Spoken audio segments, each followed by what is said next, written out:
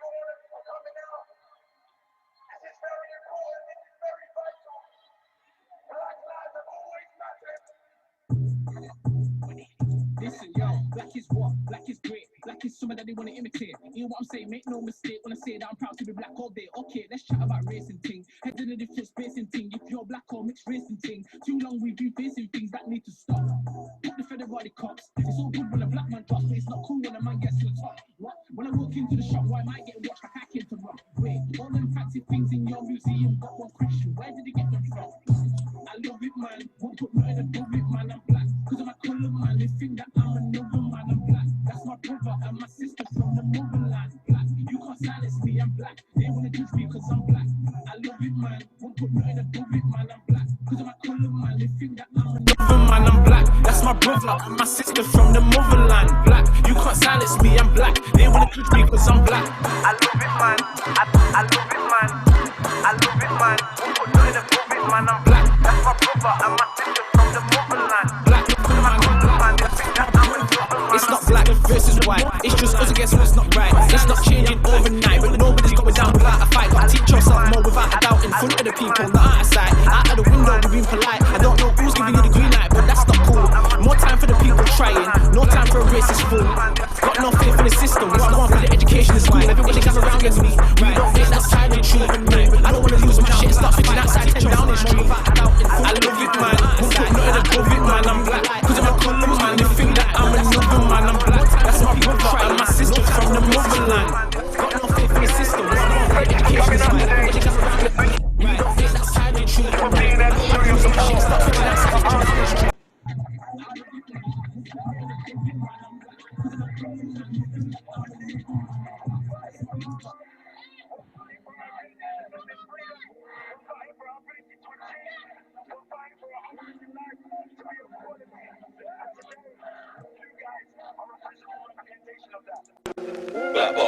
Black boxes, it's going off as anybody's. Guys, thank you for coming out today. Thank you for being there to show your support. I love you. I appreciate you. Today is an important day. We're fighting for our rights. We're fighting for our ability to live in freedom.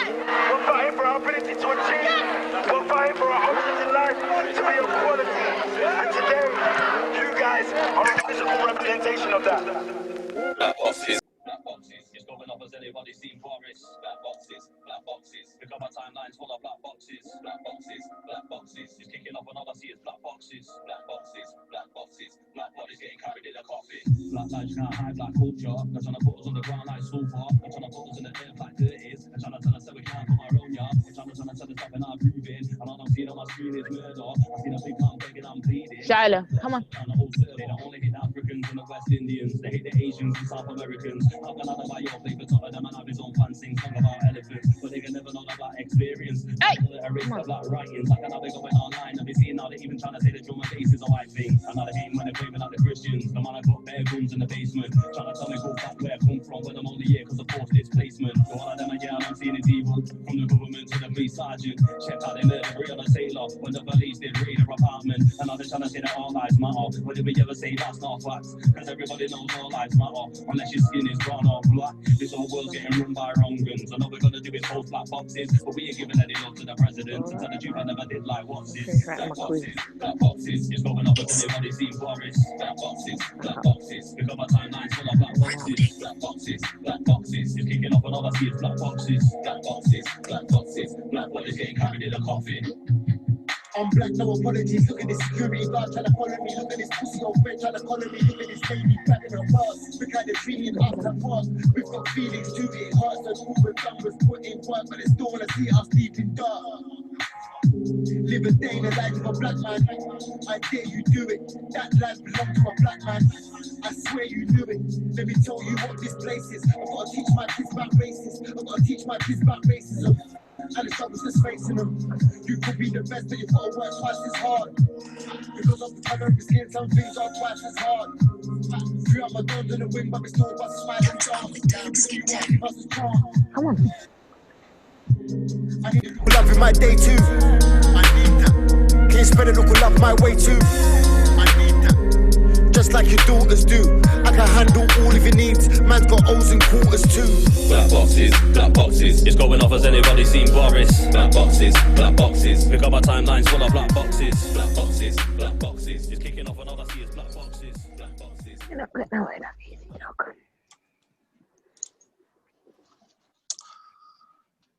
Good evening and good afternoon and good morning, wherever you are in the world.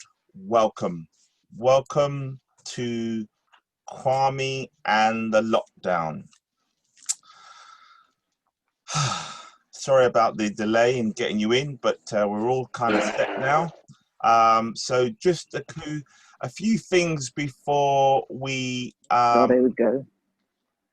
start the show.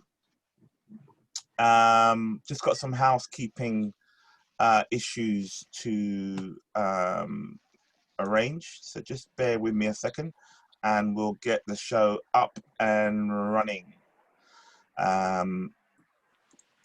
Just bear me 1 second.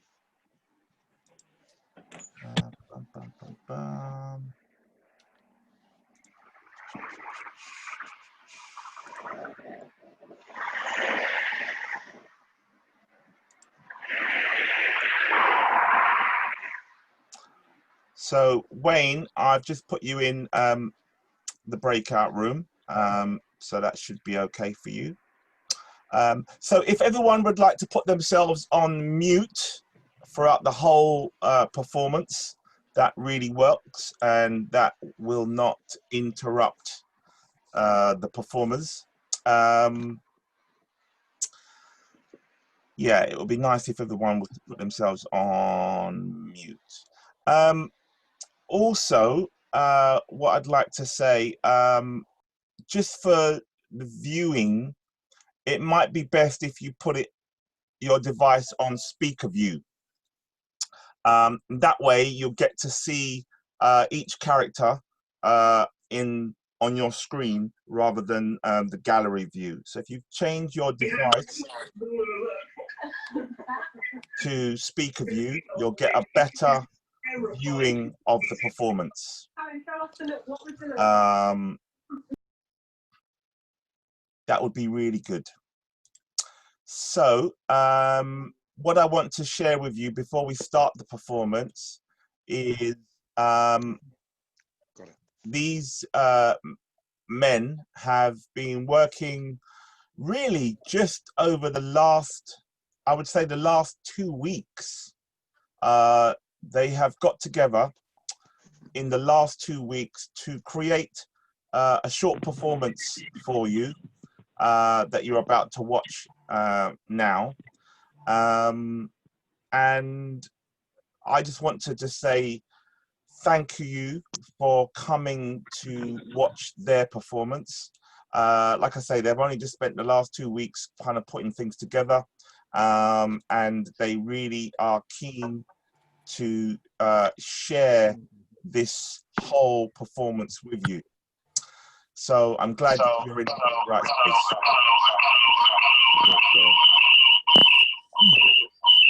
So again, if you could all put yourselves on mute for me, that would be great, so that the actors will be able to perform the scenes in the best way possible and there's no interruptions. Please keep yourselves as audience members on mute until the end of the show, and then there'll be an opportunity for those to interact. So let me tell you a little bit about what's happening. So we're about to see the Kwame and the Lockdown show. Essentially, these men have got together over the last couple of weeks and they've been thinking very much about what is going on, what is the state of the black male in the current times of pre-lockdown, lockdown, and obviously post-lockdown. And they've been talking a lot, arguing a lot, but creatively, they've devised a sketch, which is a really wonderful show that they would like to share with you. So we're about to see that performance now. And then after the show, there will be an opportunity for you to interact with the show. And that could mean that you might want to play some characters, you might want to question some characters, it's really up to you, really. So we can talk more about that when that section of the show starts. After the interactive section, there will be an opportunity to further debate some of these issues that have perhaps come up tonight for you. And what we propose or invite people to do at that point is to, there will be some themes hopefully emerged from the performance, and we hope that you might self-organize in an open space kind of style, where you could go into certain breakout rooms that will have a particular theme on the front door, and you'll be able to go into that room and talk and debate those important issues that matter to you or to those people in that room at a greater extent. So there will be that interacting section, then there'll be the breakout section, and then we'll come back as a whole and find out what we've actually discovered about tonight, what we've learnt, but moreover, what action are we going to take now, since we have all come together this evening to explore these issues of Kwame and the black man. What is it that we want to change? How can we go about making that change? What is the call to action? So the whole of this performance that you're about to see is a catalyst, it's a trigger for us to have a bigger debate about the issues affecting the black male pre and currently and post COVID-19. Anyway, you're not here to listen to my voice. We're going to start the show now. Like I say, just a couple of things. Please keep yourself on mute to the end of the show. It will be great if you could put it on speaker view, because you'll have a greater performance. So yeah, sit back, relax, welcome, and we now are going to give you Kwame and the Lockdown. Thank you very much.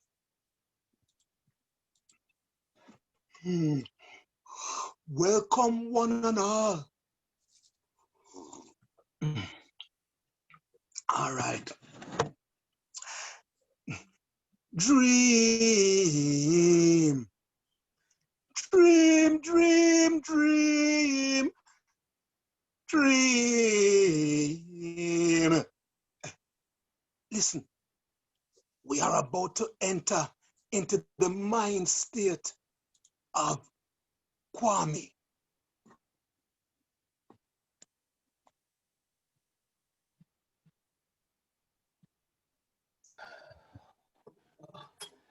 Oh man, that was a shift and a half.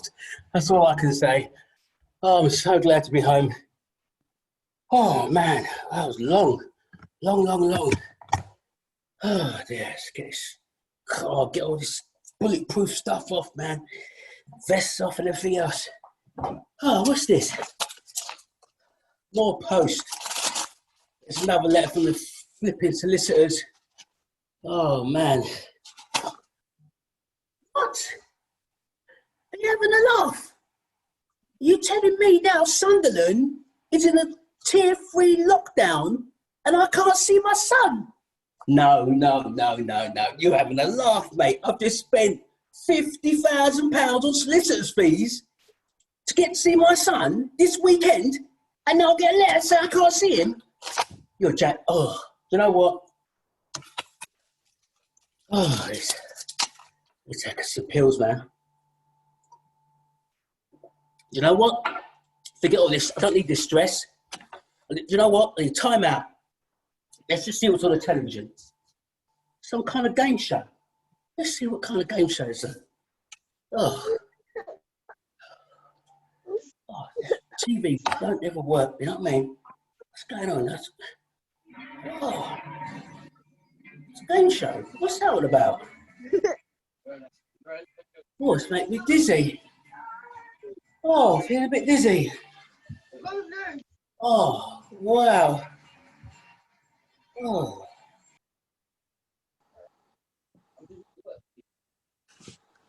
What? Kwame the day, but him gone now. We wonder what happened to to Kwame. Yo, I'm a good friend, Dreadlocks, that. Ballhead! Yes. Yes, I drink people drinks here, you know. Me hope so you're not drinking no rain, nephews. Yes, brother. Yes. Because this Kwame man gone in a one deep dreaming. And him mind gone all about the place. Yes, me see it. Him a draw bone now. What thing? And so much pressure upon him. Him have to overcomes all the obstacle entity in a young age. Yes, you know, see him stress. Him just come back from work. Him tired. Him have all heap of things. Him get message from bailiff. Hey. Wait. Me never get a letter from a bailiff once in my life. But sure. All right. Yes. Anyway, we are going to do Dreadlocks. We're going to check in and see how Kwame get on with him family. Yes. Hey, yes, family life. All right. Buck you up soon.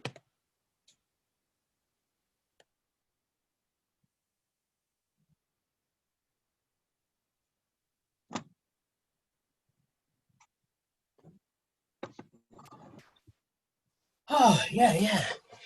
Oh, God, glad to be back. I ain't been here for ages, man. Got the same old wallpaper. Some things never change, you know what I'm saying? Ooh. Yeah, wow, glad to be home. Yo, Dad, how you doing, Dad? Long time no see, Dad. You know how it is, Dad. Whoa, Dad. So, you finally decided to come and visit your family. What is it? Huh? You need money? No, Dad. Is that it? No, Dad. You know, your mom is ill. Huh? Do you know? You know that? Dad, I knew she won't work. That's why I'm here, Dad. Come see Mum. But why don't you come here more time? Why don't you come here more often? Dad. You know, Dad. your brother is always here. Dad, listen. Just let me finish a sentence before you just jump in all the time. Let's not talk about my brother, yeah? All right. Oh, because you always do it. You always want to talk about my brother. We are different, yeah? He's got a different job. My job's working for the government, yeah? I'm working at the moment 27 hours. I've had no rest days. All my annual leave's gone. I've been working. I don't even know what day it is. So when I come and see you, Dad, it's because this is the first opportunity I've had. I will see Mum. You need to come to see your mother more. Yes, Dad, you're so right, Dad. But life isn't that easy, Dad. You know, life is just, you're retired. You can... Okay, go see your mother. Oh, man. Walked in the door and I'm getting stressed already. What's going on here? Hey, Kwame, how's it going, mate? Yo. Stop. Listen, I'm just coming to you, mum. Stuff. It's been terrible getting through that COVID-19. I had to stay 2 weeks inside. I couldn't go out. Yeah, listen, trust me, since the government lockdown in March, yeah, my work is just going overdrive. I've been doing this, I've been doing that. I've had to go, you know, because I work for the government, I've had to just undo all this under market stuff. It's been messed up. They keep changing the guidelines. But you know what? I hear you, bro. But you know what? You're looking well. Listen, you go see your mother. I'll be back shortly. Yeah, listen. Tell Mum I'm just going to come up and see her. I'm going to get a glass of water and I'm going to come up and see Mum, yeah? No Won't be long, yeah? Yo. Yeah, looking good. Yo, Kwame. Yo, bro. Yeah, man. What's going on? Bro, man, look at you looking fit, man. What's going on? Well, you know how it goes, man. Just been doing this and that, looking after mother and that. Where you been? Listen, work, like Rihanna. Work. That's all it is, mate. Work. How come you've been working so much and you haven't paid the mortgage? Like, we've all been chipping in for the mortgage and you haven't even chipped in nothing. What's going on? Listen, let's not go down there, yeah? I ain't seen you for months, yeah, and you want to go down that road? Listen, bro, it's been difficult, man. Listen, I've got money problems up to here. I've got 50 grand legal fees. And you know what? Listen, maybe I got your back before you. I'm just asking you to keep my back. I ain't forgotten you know what I'm saying? Bro. Communication's key. You've been talking to us. You haven't even talked to us. We ain't seen you. Mother hasn't seen you. Dad hasn't seen you. And I'm taking on all the burden. What's going on? I don't get I don't get why you haven't even called us to say, look, this is what's happening, etc. And when now look at where we are. We're in a position now where you have not, you know, paid any rent. We're short of change, and now what? It's causing big troubles and big grief. You see the stress it's putting on people? It's not nice. Listen, It's not I nice. don't believe I'm hearing all this. You understand the job I'm in? You understand I work for the government? You understand I don't have my phone on me? You understand I work 27 hours? I work, you know, I'm doing a really, really high tense job. We got terrorists. We got the Black Lives Matter. We got the animal instincts. We got the Extinction Rebellion. We got all kinds of things going on, yeah, right? And you want to bust my balls because I ain't paid the mortgage for 2 months? Really? What am I supposed to do? What am I supposed to do? Pay your bills? Pay your bills? I'm not paying your bills. Like, I've had enough of it, bro. But you know what? You don't pay my bills. But I didn't come here for this. I come here to, you know what? I came here for support. Listen, I'm gone, man. Me and my brother tight. For now, man. Forget that. But you know what? All you want to do is just give me GBH. You know what? Later, I want to see my man. Whatever. Got time for this. Really? Yo, what's going on, Kwame? Yo. What's going on, man? Hey. Yo. Touch. Yo. Let me talk to you for a quick second, yeah? Yo, what's this I hear about you're not going to see your son? What's that about, man? Oh, listen. To cut a long story short, me and the Mrs. Party Company last year, everything was going swell. All of a sudden now, I can't see my boy, yeah? Then she moves from London right up to Sunderland. No problem. I drive up there back and forth, then I go there, she's never in. So I went to court, yeah? It cost me £50,000 in legal fees, yeah, right? And then March kicks in, COVID kicks in, bam, can't see my son. So I've gone through the ring. Do you know what the judge says? I can see my son this weekend. What happens? I get a blasted letter saying now Sunderland is in blasted lock 3. I can't see my boy. I'm so stressed. You don't know. Trust me. So do you know what? I come to the family house to see if my brother will be able to take me up there because my car, as you know, working for the government, is tracked. Can't use my motor, yeah, right? I can't knock on her door because she'll know who I am. So I thought my brother would help me. My brother don't want to know. My dad don't want to know. Do you know what? Listen, bro. Me and you go back along. You know what I mean? So I need somebody to help me to get me to Sunderland and see my boy. Yo, look, me and you've been friendly, 30, 40 years, yeah? I got your back, man. Listen. Consult something out, yeah? Me and you, we'll do it, yeah? Don't hey. That's what I'm saying. Nah. Hey, your dad, your brother and your dad's back, man. Quiet. Keep on the down low, yeah?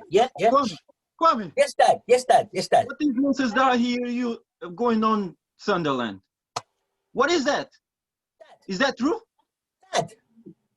Is that true? Dad, yes, it's true, Dad. I want to see my boy, Dad. Whoa. You know where he's, Sunderland?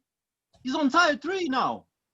You Listen, can't rules. You are Dad, the government. I don't need this right now, Dad. I'm so stressed. Dad, listen. I'm telling you. Oh, this is what I'm saying. Whenever I come here, Dad. Oh. Bother coming back to visit us. Bro. I said, okay. Dad and bro and Dad. Sunderland. With your job, you're going to go to Sunderland and risk losing your job. Yeah. For what? To see my son. You can't do that. You can't do that. You got Zoom, you got other ways of communicating. You can't do that. You ain't even paying the mortgage now, and then you're going to talk about losing your job. How are you going to do that? You ain't got a clue, bro. Can you not see that? You're selfish. All right, between me and you, bro. Stop being selfish. Me selfish. I'm doing the unselfish thing when you got your son on the phone crying down the phone, Dad, come and get me. What would you do? Do you see your son on Zoom or do you see your son face to face and cuddle him every night? Face to face. You know it's face to face, but you're not in that situation now. If you wasn't practicing and you'd pick the right woman, you wouldn't have been in this problem. You're gonna pick the wrong one and up in a piece of problem now. And now you're moaning about it. You have to take what you sow, mate. No. Listen. No. If you lose that job, yeah, I'm not helping you. Yeah, I'm telling you that for now. I'm not helping you. You're not putting me in the rubbish. Yeah. Listen. You know what? Listen. Shut up. Do you know what? I'll give you the bloody house. I'll sign you with the deeds over to you. You can have the house. You can have the money. If that's all you think about is money. Do you know what? Have it. I don't care. But I didn't come here for this. This is all I need. And you wonder why I don't come here? Because all I get is grief. Do you know what? Have the house. Good luck. Bro, I've got to see Mum, yeah, right? Because I come here to see Mum. Don't need your grief. Laters. Make sure. Calm. Right, I'm off anyway. Later. Yeah, gone already. Kwame, your mother's really, really ill. I don't know if she's going to make it any longer. But are you feeling better? Nah, mate, trust me. I need to pop another pill, man. You stay off those pills, mate. Yeah, stick to a drink instead. Stay off those pills. To make it go green. That's what it is. Listen, without these pills, I wouldn't even know what day it is. I wouldn't even know what day it is. But you know what? Listen, I've just stressed out. Listen, it's nice to see you, yeah, but I've just got to see Mum. I've got to go and see Mum because. Go and see her right now. I'll go and chill out. Yeah, you should take care of yourself, yeah. Touch.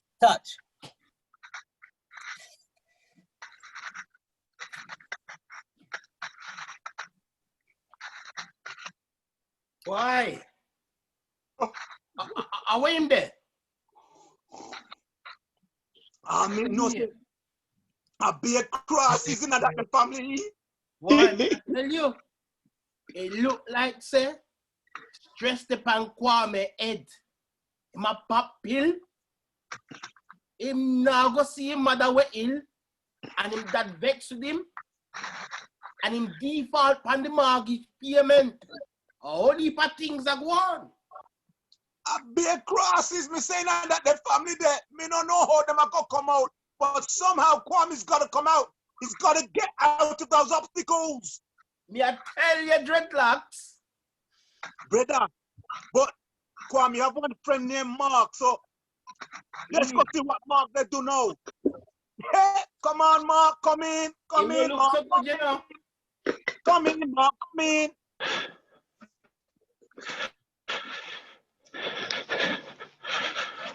Yeah, what's up? It's peak out here. You know, man's just trying to live. These people, it's just like all over, man. For some reason, like it's all my fault.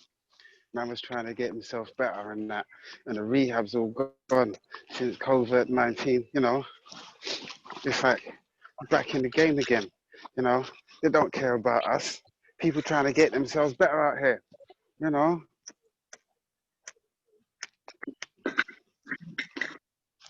They forget about us. Some of us, yeah, we've had bad times, but you know, trying to get myself better, and there's just nothing happening. It's just all a bit, you know. I just don't know.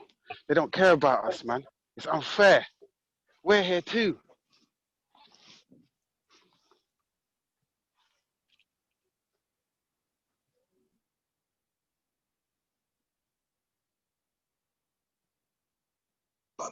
Ballad.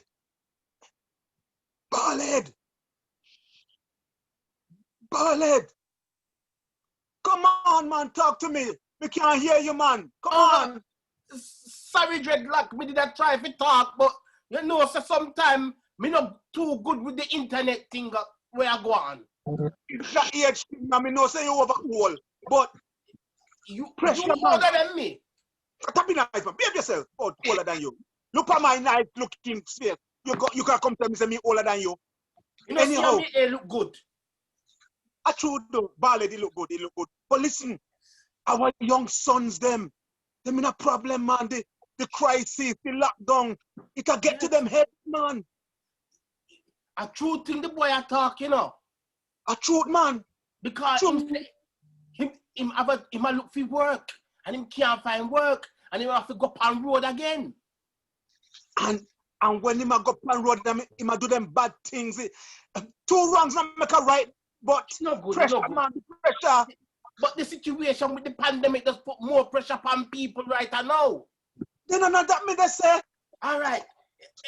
Ewa, dreadlocks. Me just get a text message. Me say Kwame and him friend, then a kia, and Kwame go look for him pitney in a Sunderland. You know, Sunderland? Kwame go look for him pitney in a Sunderland. Oh, me tell you this is Sunderland. All right, come, let's go see it. All right, we go see it now. All right. Yo, man, listen, trust me, you have saved my life. I've got so much stress there back home. You know what I'm saying? My brother was supposed to help me. You don't want to help me. Listen, man, I'm so thankful for your help because without you, I don't know how I would have got to Sunderland at 3 o'clock today, man. Trust me. Listen, Kwame, man, I always got your back, yeah? Obviously, from day, yeah? Obviously, of course, you got to see your son. Now, I know couple time, I know man's let you down a little bit. I mean, last time, you know, when we was in the car, he was to know that the police was going to look under the spare tire, get me? But don't worry, man, like, it's cool. Like, and obviously, there was the other time when we was kids, when I didn't have the license, but it's all good now, yeah? It's all good, all right? Yeah, man. Listen, I hope it's legit, you know what I'm saying? Because, like I say, back in the day when we were little youths, that's one thing. But as you know, I went to police school, calmed down, now a detective, worked for the government. Everything's got to be legit. My car is tracked, yeah? They know where I am before I even get there. That's why I need an unmarked car. I can't even get there because she knows what I'm going like. She'll squeal. So you got to go and help knock on the door to just let her know, come get my son, give him to me. But it's been drama, absolute drama. Stress. Cost me £50,000. I ain't paid the mortgage on the house for the family for 2 months. That's 2 months. They're not going to be evicted, but my brother wants to give me grief. What's that all about? Listen, Kwame, you need to relax, yeah, before you give yourself a stroke, fam. You get me? Listen, it's all good. Car's fine. Everything's calm. Did everything that you said, yeah? Like, you know, I wouldn't let you down. You understand, yeah? That's good. Listen, I need, between me and you, yeah, I'm taking these tablets, man. They just keep me going. They're kind of uppers, you know what I mean? Because life is just one big drug scene in my brain to keep me going. But between me and you, all right? So just put the down low, yeah? Listen, man, look, next time you need to come to me, innit? Oh, crap. Hey, it's the, what's this guy? He's going to come pull me over, innit? Oh, no, listen, whatever happens, yeah, just keep it on the down low, all right? Just keep it on the down low. That's all I'm saying, yeah? Right? Hello? Hello? Yeah, hello? What? Can you just wind down your window for me, please? Crying out loud. Kwame, it's all good, yeah? It's all good. It's all good. Okay. Yeah, we're working in the area and we're doing routine checks. Right. So your car happens to be the 20th car that's passed by. What? I'm sure you heard me. Your car is the 20th car that's passed by. Bro, you're just stopping me because I'm black, man. Listen, it's nothing to do with the colour of your skin. We're checking everyone. Talking nonsense. Where's your mask? No one's talking nonsense. Okay? We're stopping everyone on this lane that's passing by. Now, you happen to be the 20th person, and I'm going to have to check your details. Is that okay, sir? Yo, hey, it's going to be fine, yeah? It's going to be all right, yeah? Car's fine. It's cool, yeah? Well, I hope so. Listen. Okay, driver. Yeah, take it then. Move out my face, man. Okay, I'm just going to check your details through the system, and I will be back with you in a couple of minutes. Oh, you don't go anywhere, and if you try to go anywhere, my colleagues will chase you down. Troy. Remain here. Hurry up and bring back my license, man. Troy, listen, Troy, please, I beg you, yeah? Please, just suck up. It may not be right. It's not the right thing to do, bearing in mind I work for the government, yeah, right? And the law is an ass, as I know, yeah, right? They're all hypocrites, yeah? But just keep it down low. Please, I've got to get to Sunderland, and you're my only ride to get there. I don't need no drama. You told me the car was kosher, yeah? Calm down. It's fine. There's nothing wrong with the car. It's all legit. Like, it's fine. We're going to be off in no time, man. Just calm yourself. Always stressing me out. Stress? I need to pop another pill, man. Yeah, just relax, man. Don't make it big.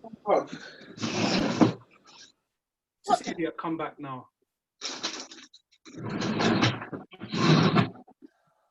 Man, what's going on? Hello? Yeah? Hello. Well, I've just run the check through with a colleague of mine, and it turns out that you're missing insurance payments. So you haven't paid any insurance on this vehicle for the last 6 months. I'm going to sort it out when I get back, innit? Just give me back my stuff, be on your way, and it's all calm, innit? Don't worry about it. Watch that, man. You won't be getting anything back, Troy. What's going to happen now is we're going to impound this vehicle, and we're going to be taking you to the station for some questioning. Nonsense. You just no nonsense. This is the law. Move out And my you way. kindly step out the vehicle, you and your colleague. Thank you. No, yes, officer. No. Officer. I don't want to hear any more. Officer. I don't need to hear any more. All right. I'm gonna get out.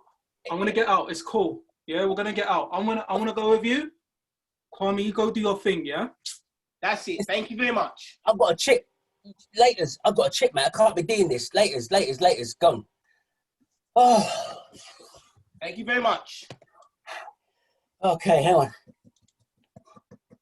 Oh, God, no, I don't need this. I don't need this. He told me the car was legit. Yo. Oh, Sharon, what you doing, Sharon? You good, yeah? Yeah. No, listen, Sharon, just to let you know, everything is sweet. Yeah, I'm just letting you know, I'm on the M6, right? I'm on my way. I'm just stuck in a little bit of traffic.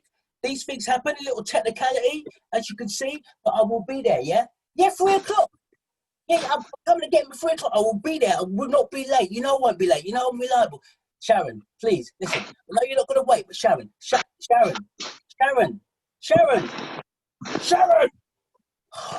Man. Yo. Stop.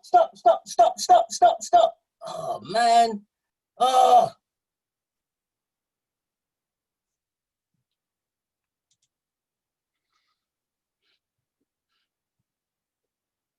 What a friend, man. Ballad. What a friend, me, I tell you. Ballad. You know what old time people say?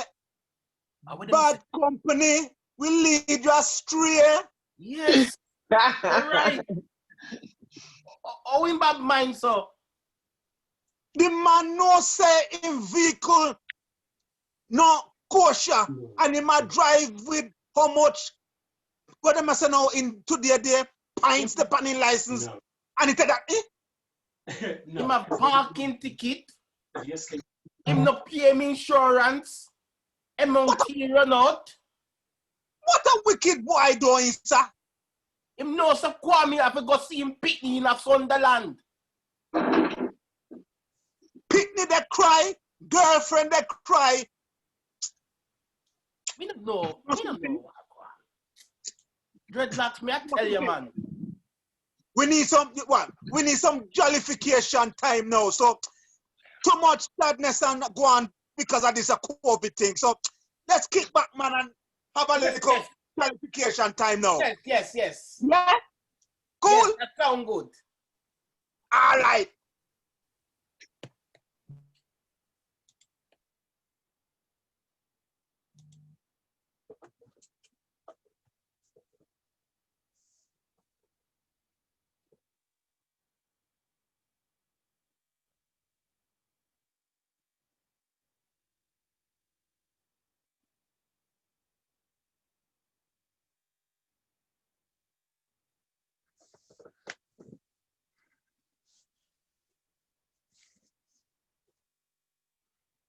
Tonight's game show.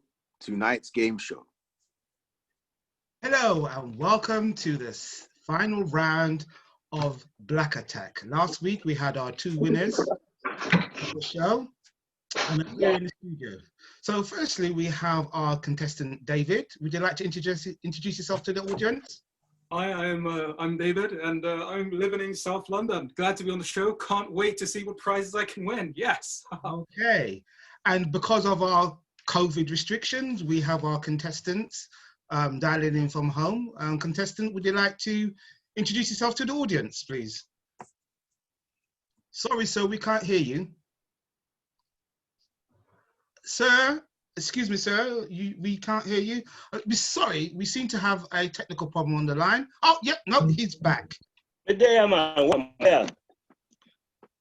Sorry, I didn't quite understand that. Are you talking English? Listen, when you're on road, man, you just have to talk road, innit? I'm here, I'm ready. Okay, so we're down to our final 2 contestants, ladies and gentlemen, and we have 5 very important questions. So, question number 1, what are the percentage and the likelihood of black people being stopped under Section 60? Is it 59%, B, 4%, or C, 38%? I need to press you for your answers. Contestant number 1, David, your answer? I mean, that's an easy one. Of course, this roadman wouldn't know anything about that, but of course, it's going to be B. It's not going to be that high at all. Okay. Yeah. Where you get this one from? Listen, when you're on the street, right? Every day is a problem. So, of course you have to be high. Gentlemen, let's not have black on black violence. Can I just simply have your answer, please, sir? The highest one, man. The highest one. Sure. Okay. I don't know where you get that one from. Moving on to question number 2. The stats for black and ethnic minorities who are more likely to die from COVID, are they 3 times more likely, twice as likely, or not at all likely to get COVID-19? Contestant number 2, can I have your answer, please? Listen, are we on the front line, you know? Are we then put first fifth like that? Now see, always the infantry then go down first. So when we go down, can I just have your answer, please? Oh, holy pa, we are dead, man. What happened to you? You know, see the statistics. This is why we don't have black people on the TV. Please, give us your answer. See, but tomorrow is coming out, hey, don't get me vexed, you know. Sure. Okay. Contestant number 1. David, can I have your answer, please?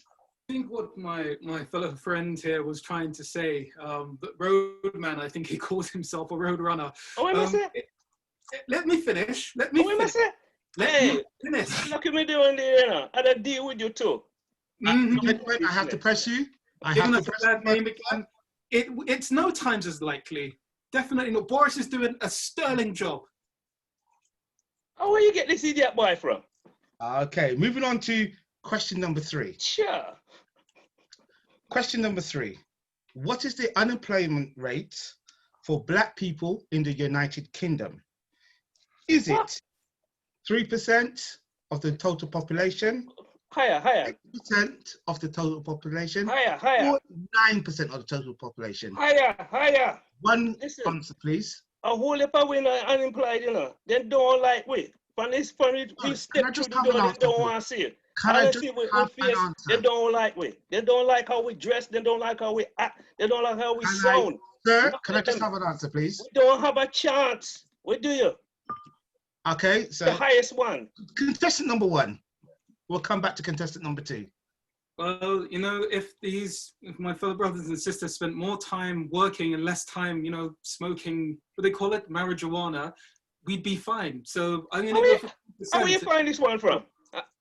Let the presenter do his Where you really find him from? Please, gentlemen, I need to find him in one of them library or something. Gentlemen, please, thank you. We are a family show and we pride ourselves on it being a family show. Me could have never related to that idiot there. Where you find that idiot boy from? Gentlemen, question number 4. Sure.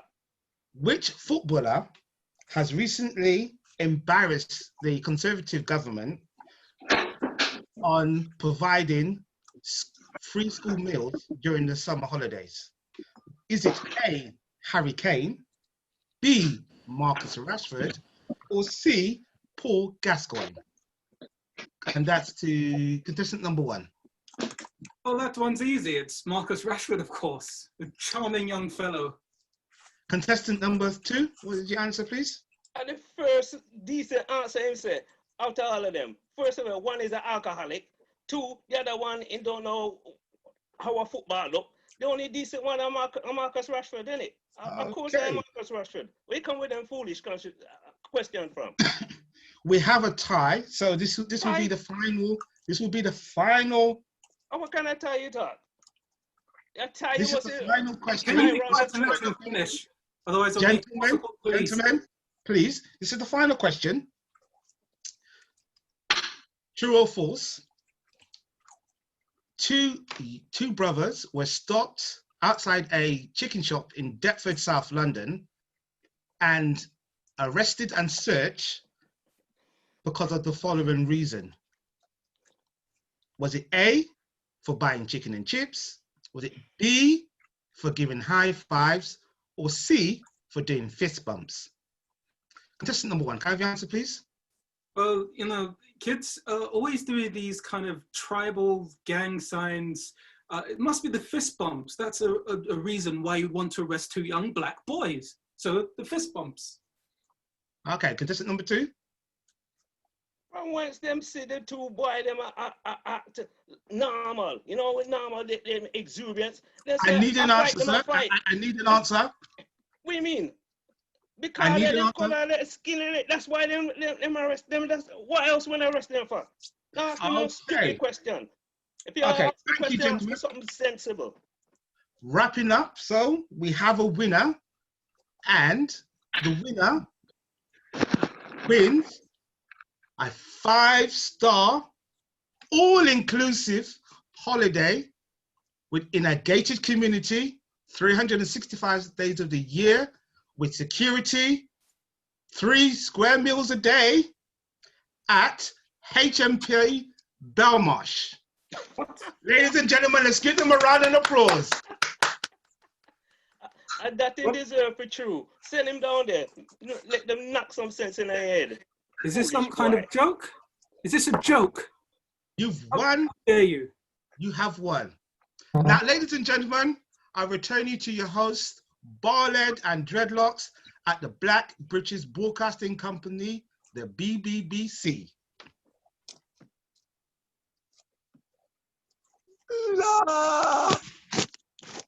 Barlead, what a thing. The only little song what come to mind. What our brothers need now is love, sweet love. Hey, me just a dance so that you got myself. Can we get title? You know, hear that? BBBC. You know, say, I'm not even a queen. Never remember me to give me honor, but compound Kwame show and then give it BBC. Big honor, me, I tell you, Dreadlocks. Ewa. You know, they seen what a way them do the boy, you know. Why? But one did really ignorant do of it true, eh? Yeah, he man. Won. That's good, man. That's why he said sometimes we not represent too well on TV because it look like we lose the sense of purpose and orientation. I even more so, cause him losing sense of purpose, but him still get liquid the same thing where the man in the gutter go get liquid. Not true, because him is an intellectual and him answer the question and good and win. Yes, man, and him win the thing. Me ta say when they say gated community, me ta say him get a nice trip to Dominican Republic in a nice surroundings. No, sir. Them send him go to Brixton jail again. What a place we got send him. You know, send me right now, you know. They could have even sent him to the Isle of Wight, but Brixton? Yes, I saw them do it, you know. I saw them do it Dreadlocks. They no respect we at all. Yes, man. It at me, you know. I wonder if we can go see what Kwame they do up yonder. We can't go to that. We can't go to that the scene yet. No, we're not there so yet. You sure? No. Me just get a call. Say what? From Carl TV show. Them have 2 intellectual at talk, big talk. No, but before that, the one day, we have somebody that give somebody that go give poem. Oh. Yes, that a few wait then. Yeah, you know, say when the head not too good. Yes. Come, Dreadlocks. We forward to the poem right now, yes? All right, come listen to little poem. Soon link up. Come.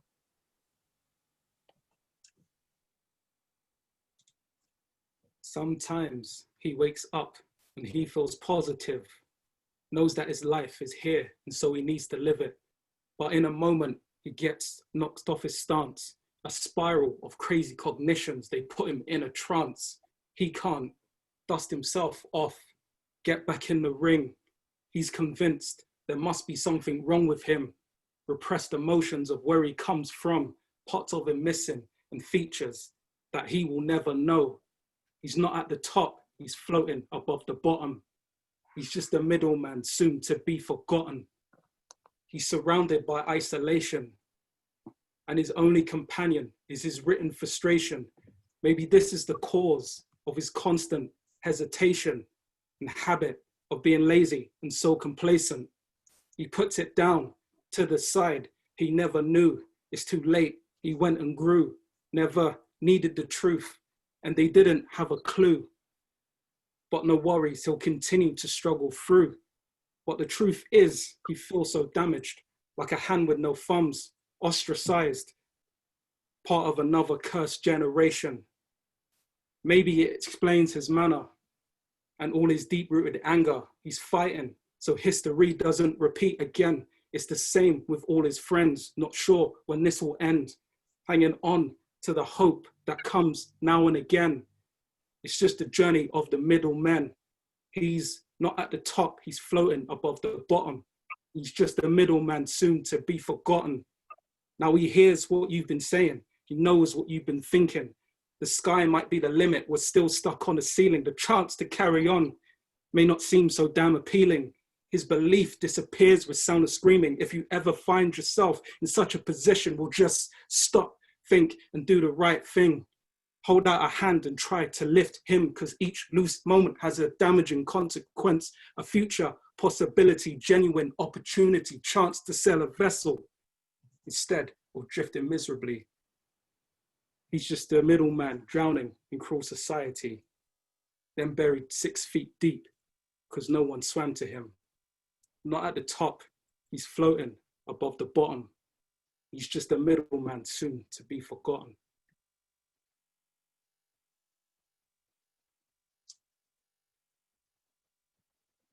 Aye. Boy. That the poem did strong, you know? Brother, what the word name? Me was mesmerized. Me head not too good, me can't remember. No, man. In good, the boy good. The boy good. Yeah. In good, man. Yes. So, are you so nice? A Kwame dream sweet, so. And what we are going to do?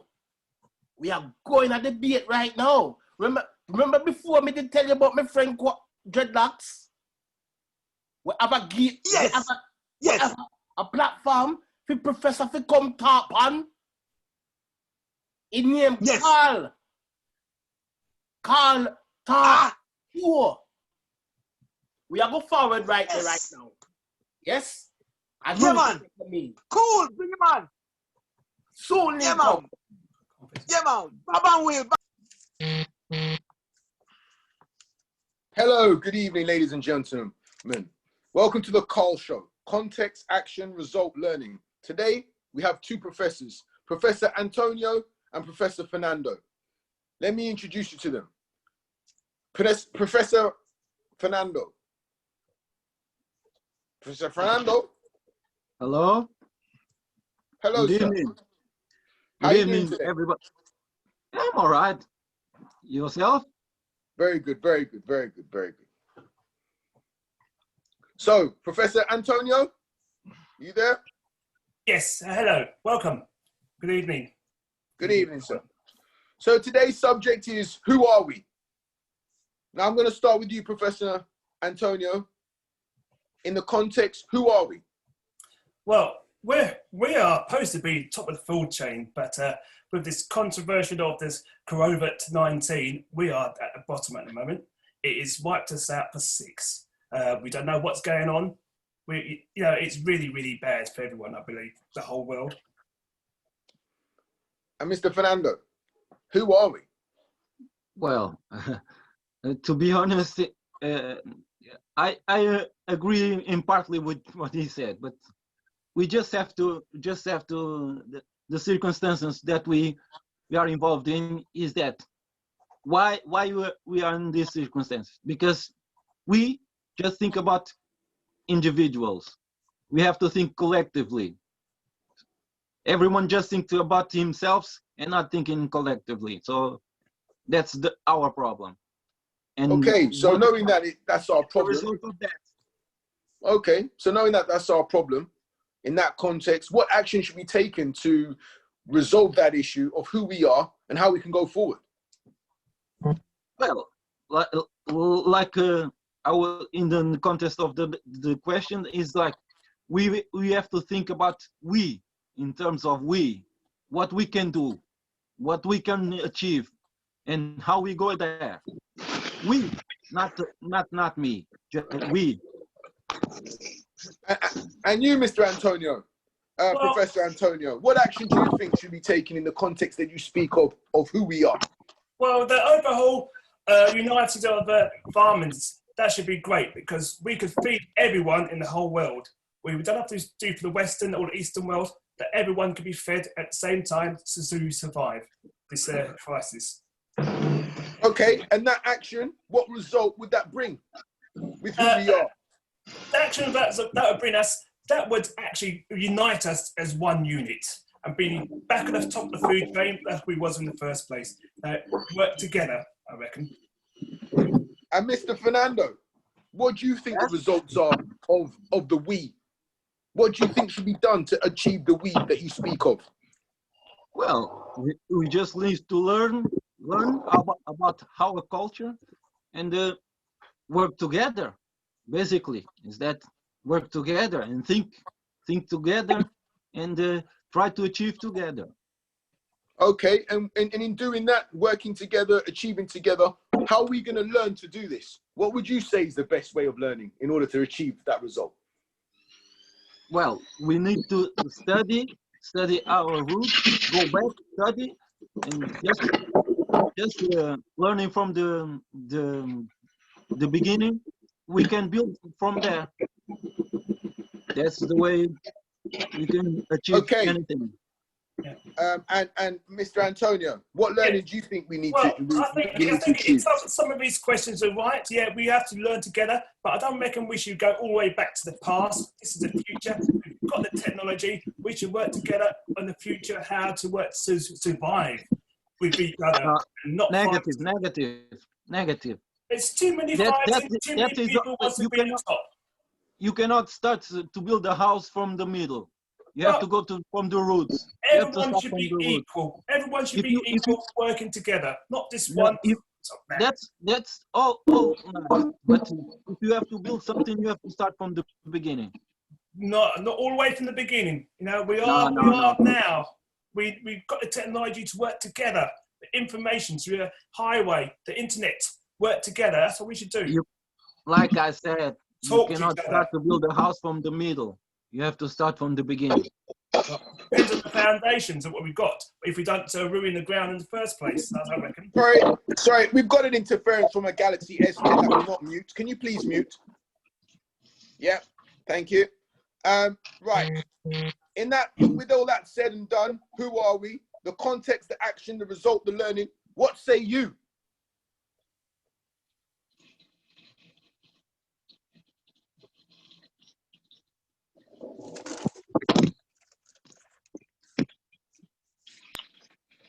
Well,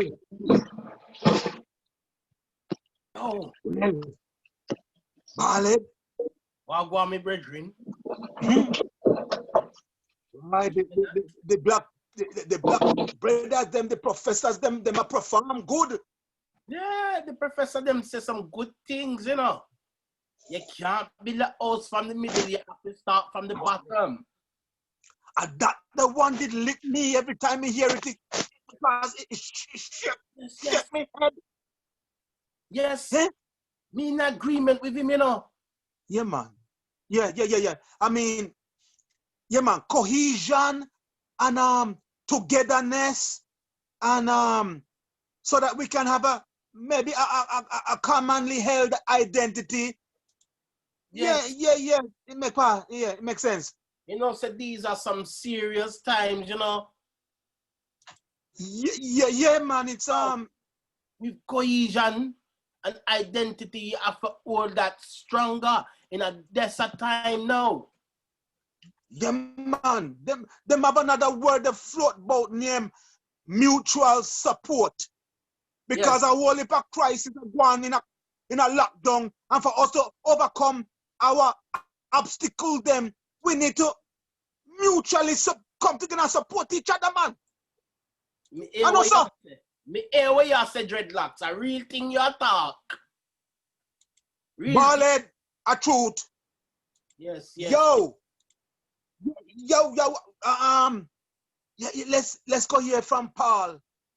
Paul have something to say. Eh? Right. Well, if you switch off, man, and we will know. Me I go come listening. off, man, then we will know. Me I go listening. Yeah, man, come off. Yeah.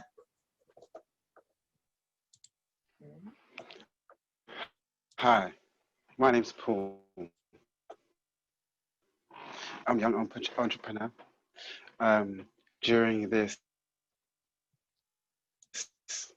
strange time of the racing, I have decided to capitalize on this.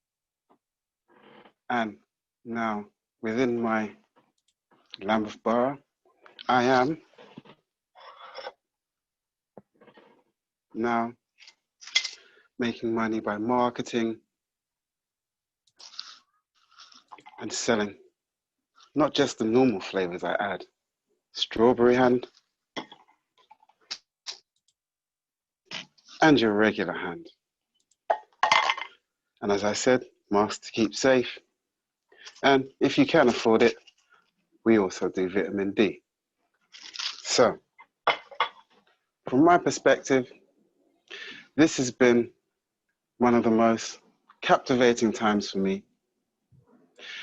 I'm glad to say that in these times, it may seem hard, but with a little bit of ingenuity, good faith, strong heart, you can achieve.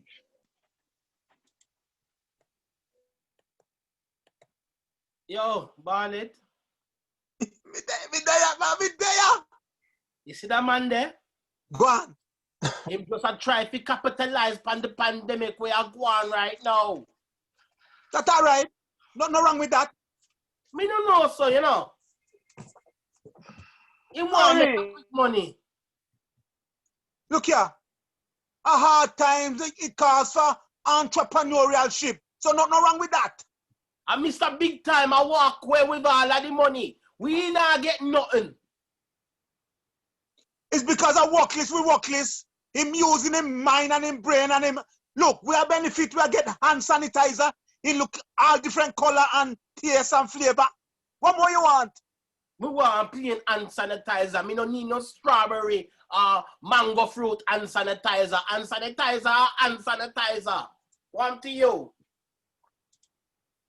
Sure. I don't know what's wrong with you, man. Sure. All right. The man, he might build up the community. He might build we up, man. Sure. Allow it.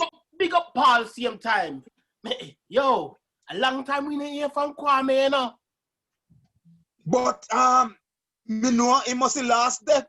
I hope say no gone down Oxford, take wrong route, gone Oxford. He should be up a Sunderland.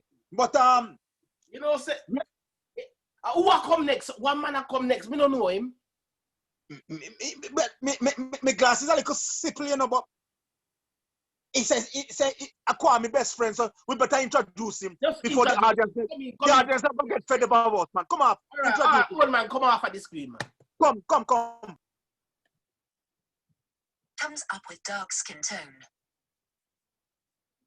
You know, it's difficult being a black man today. I walk down the street, somebody crosses the road. I don't know if it's because I'm black or I'm wearing a mask, or because I have I will say it's her, and no one will say her.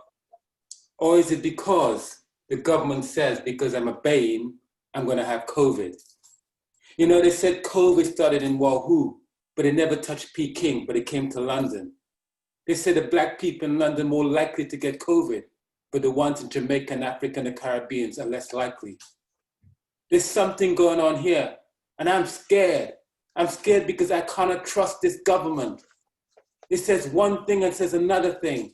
But you know what? On top of that, Bill Gates want to have a vaccination. But guess who he wants to test on first? It's us, the black people. The ones who less likely to have COVID in Africa and the Caribbean were more likely to have COVID in here and America. Why are we having COVID in here in America? It's always one thing. It's always something else. We always seem to be the victim in this Western world. You know, they bring First World War, they involved the whole world. Second World War, they involved the whole world. COVID, they involved the whole world. Why? I am scared. I am really scared being in this world. I'm so scared. I don't know who to trust. I can't go to the doctor because if the doctor said I'm positive, I must stay home. And if I stay home, I cannot earn. And if I cannot earn, I cannot feed my family. And then they talk about mental illness. This is a mental illness. It takes somebody like William to understand mental illness. How could he know it? Does he live like how I live? Nil by mouth, that's how I live. And then you have COVID thrown in the mix. I don't trust this government. I am scared of this government. That's what I am, scared of this government. I'm scared.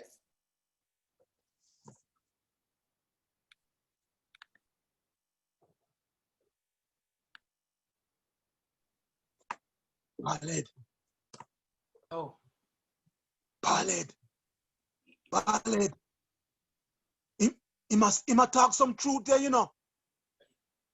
Yeah, me did hear what I talk about. And me have to agree with him sometime, you know. Because in this day and age, it's hard, man, me I tell you, dreadlocks. Ballad. Me hear them use one word out there now called conspiracy. And it look like me have to agree with you know, I'm dready because Ballad, because them a do with bad man. It come to light. All what them a talk about have come true right now. And I manifest in front of we eye them. Truth. No, some people can't find work. People get sacked. All heap of things. No, man. COVID no make things easy. No, man. We are under the microscope, but anyhow, yeah.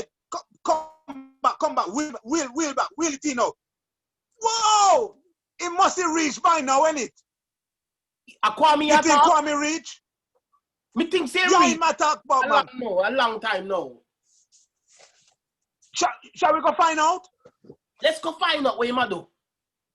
All right, come. All right. You.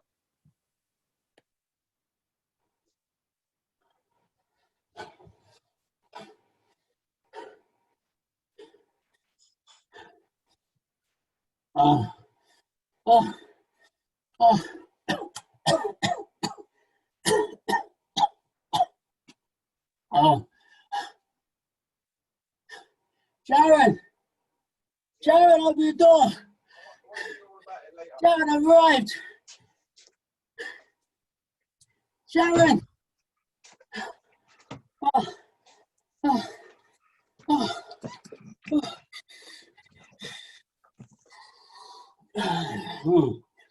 Sharon, open the door. I'm here. Come and see my boy. Where is she, man? Where's my boy? Cool. What do you mean he's got a voicemail? What do you mean he's got a voicemail? What? Sharon, if you're in, listen. It's me. I'm here. Kwame's here. Listen. There was a lot of traffic, yeah? I'm here. I made it, yeah? Where are you? I'm banging on the door. Yeah, answer the door. Open the door, Sharon. Come on, call me back. Quick now. Come on, Sharon. You're my boy. Oh, boy. Oh, man. I get too hot. Okay. What else? Son. Son, where are you? Call me, Dad. Call me, please, please, please. Call your dad. Call your dad. Come on, come on, come on. Call me, call me, call me, call me, call me, please, please, please, please, call me. Oh my gosh.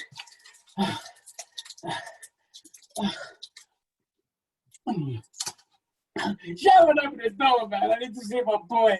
He's come on his way. I need to see my boy. Sharon, open the door. Sharon, open the door. Open the door, Sharon. Sharon, I come all this way, man. I need to see my son. He's all that matters to me.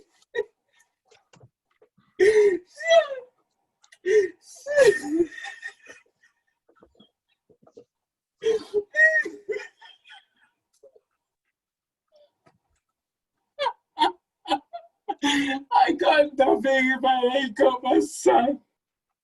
Please. Please. Oh, oh, oh, oh, man. Oh. Wow. Woohoo! What happened? That was one messed up game show. Woo. What was I watching? Whatever it was, I was tripping. That was cool, man. Listen. Oh, man, that was a game show. But anyway, I need to go to bed because I'm going to see my son in the morning and I can't wait. Good night.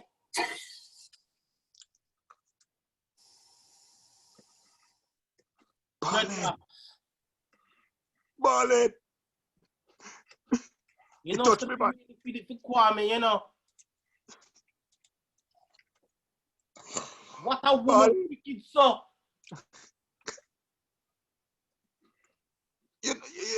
You know, see what this pandemic can do to we? What the pandemic can do for we?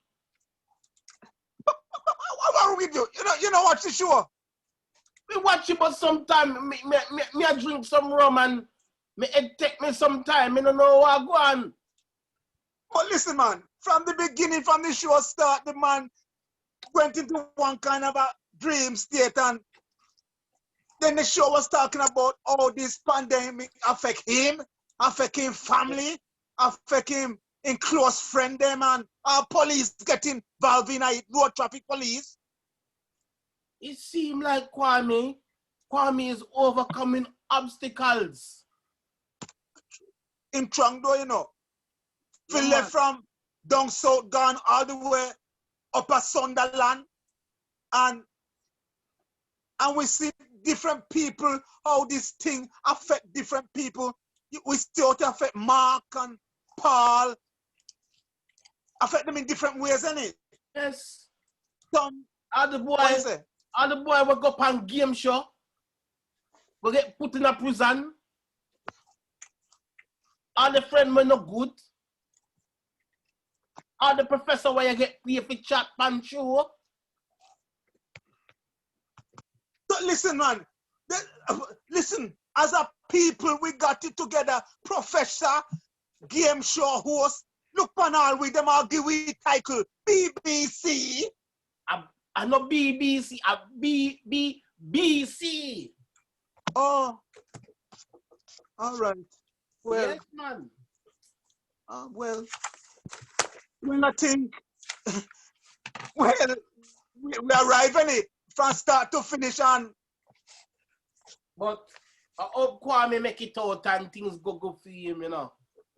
Yeah, because it's a long journey from Sunderland to come back down south, isn't it? Yes. Anyway, my brethren, may I go drink 2 more shot of rum? Me the drink me Milo. Hey. Bless up, my friend. Ballad, we see you next time.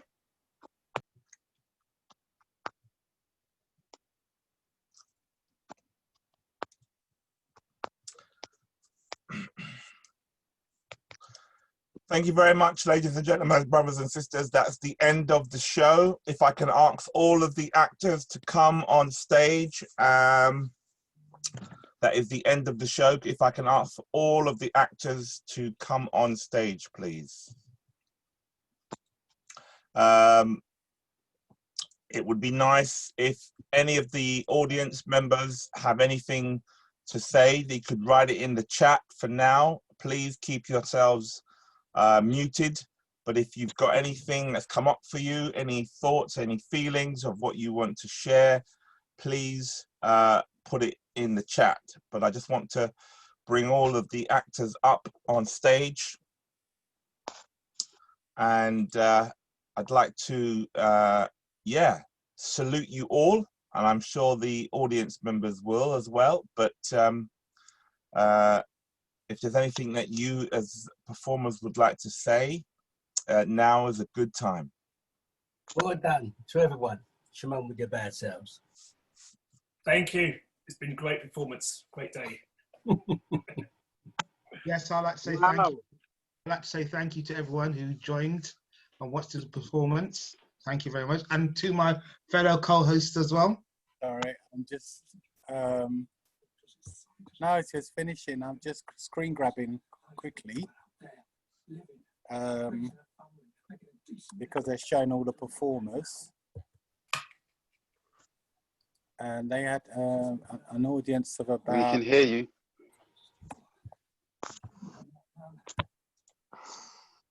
I'd like to thank all the audience for watching the show and my fellow actors. And I'd like to say a well done to all of us. Yes. Yeah, well done to everyone. Thank you for coming along and watching the show. I really had a good time putting this piece together, and there's some fantastic people in this, of actors and brothers that I've met recently. Thank you. I'm just honored to be a part of this phenomenal crew. And I really do hope that the BBC have seen this and they're going to give it some good airing. God bless you all. I'd like to say thank you for watching, taking the time out of your day.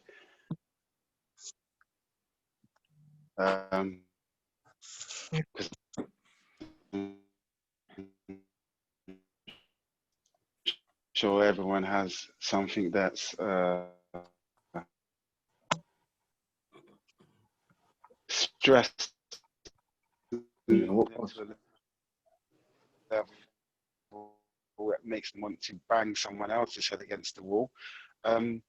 So thanks for sitting down or standing up or parked in a car on the side of the road, and maybe a few ideas for allowing your men, and once again to the hoodies or whatever you have. Wow, congratulations once again to all of the cast members. I just want to say thank you for putting this show together. So audience members, just for you to know, for the record, pretty much this show was put together in the last 2 weeks. They've spent a few nights this week working, and they had 1 or 2 rehearsals last week, but they really just come together and managed to soldier on in spite of all of the challenges that they were facing with scheduling and meeting a rehearsal schedule. They've managed to just come together over about, I'd say about 5 evenings and just really put this show together. So I'm really proud and honored to know that, you know, they're all committed to this kind of way of working. Once again, thank you so much. So we've got some time left, and I wondered, you know, you, the audience, it's really over to you now. If you could let us know, if you'd like to share what has come up for you since watching this show. What issues has it brought up for you? Maybe you could put them in the chat, or we invite you to unmute yourself and just say something about what has come up for you now that you've seen this show. What are the issues has it brought up for you? What is it that you'd like to share? If you're able to unmute yourself and speak off camera, on camera, or if you're unable to speak, you can write it in the chat. But essentially, I think what the cast members would like to know is, yeah, what has come up for you now? Now that you've seen this show, what is it made you think about? What has it made you feel? Is it real? You know, what we saw some of those characters experience, is that the reality? You know, we're up for a debate here, and we want to have a wider discussion really around Black men and mental health, and obviously the current situation around COVID-19. So I'm just going to try and read out some of the issues that have come up in the text. So many issues were brought up in the show. Life is stressful and we all need someone to talk to. Someone who will listen to us. That was from Hazel, thank you very much. And then we've got supporting our young people with their identity and helping them through challenging times is an important one. That's from youth work practitioner, MA parent. We've got life is stressful, which Hazel is saying there.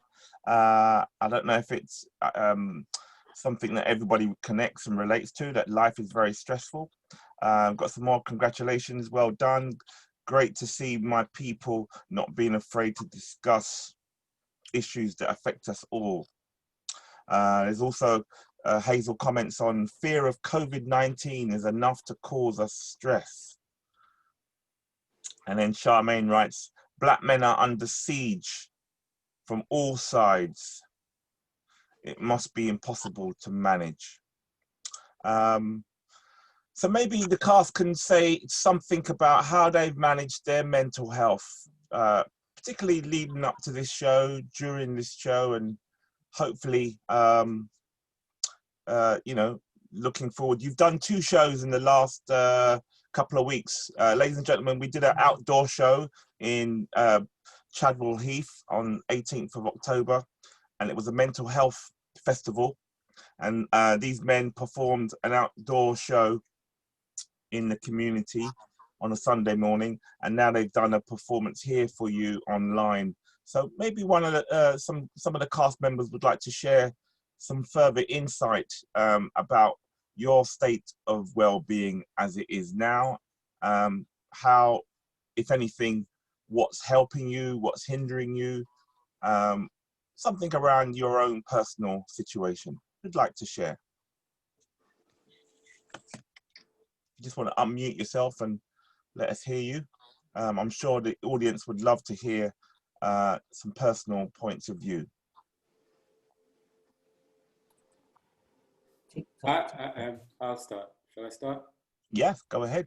I think for me at this time is that, I mean, we all know about COVID, and I think what for me is that a lot of the stuff surrounding COVID is very in cloak and dagger. And for me, it appears there's an ulterior motive. I mean, a classic example is a friend of mine. He's from Nigeria, and he was saying a lot of people going into the ghetto areas and saying you should wash your hands. The reality of that, he was saying, is that the majority of people, they just need water to drink, not to wash their hands. So would you rather wash your hands or drink? And it just occurred to me that this whole COVID thing is almost like the whole of the European empire dragging everybody into it. As I said in my thing, it's like, it's a reality that Wuhan started with COVID, but it never got into Peking, but it went all the way to America and Europe. And I find that very stressful because we're not getting the right information. And the fact that people now fearing each other instead of coming together seems to be the undercurrent situation at the moment. And the realization that we're all waiting for a wonder vaccination to solve this problem. But the reality is that this problem kind of tells us that there's a bigger problem that we're not really taking care of. And this is just going to put a sellotape in what is already a bigger problem. So my thing is how to manage myself in this current situation. So, and I just do that by just literally just trying to do due diligence. When I listen to somebody say something, I go and do my own research. Because I think majority of us, we take secondhand information. We hear what the tabloids say, we hear what the strap lines are coming in, the headlines, and we take that as the gospel truth. And I think we need to like look more into what's going on, opposed to just accepting what's going on. Thank you there, Willen. We've got 2 questions that come up in the chat, and maybe some other cast members can answer them. One of them is, can you tell us about the process, what the process was actually getting the show together? And is it based on your experiences? That's one of the questions. Who'd like to take that one?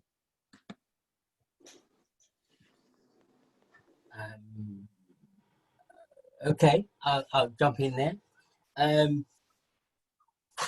Yeah, well, the recent process of the COVID is unprecedented. Until this year, nobody knew what COVID-19 was to a degree, especially here in the Western world. So we had our own issues to deal with. However, being a facilitator who supported absent dads or dads who wanted to see their children and could not for many other reasons, this COVID-19 situation just added to the delay of fathers not being able to see their children. Hence why we've put that into it.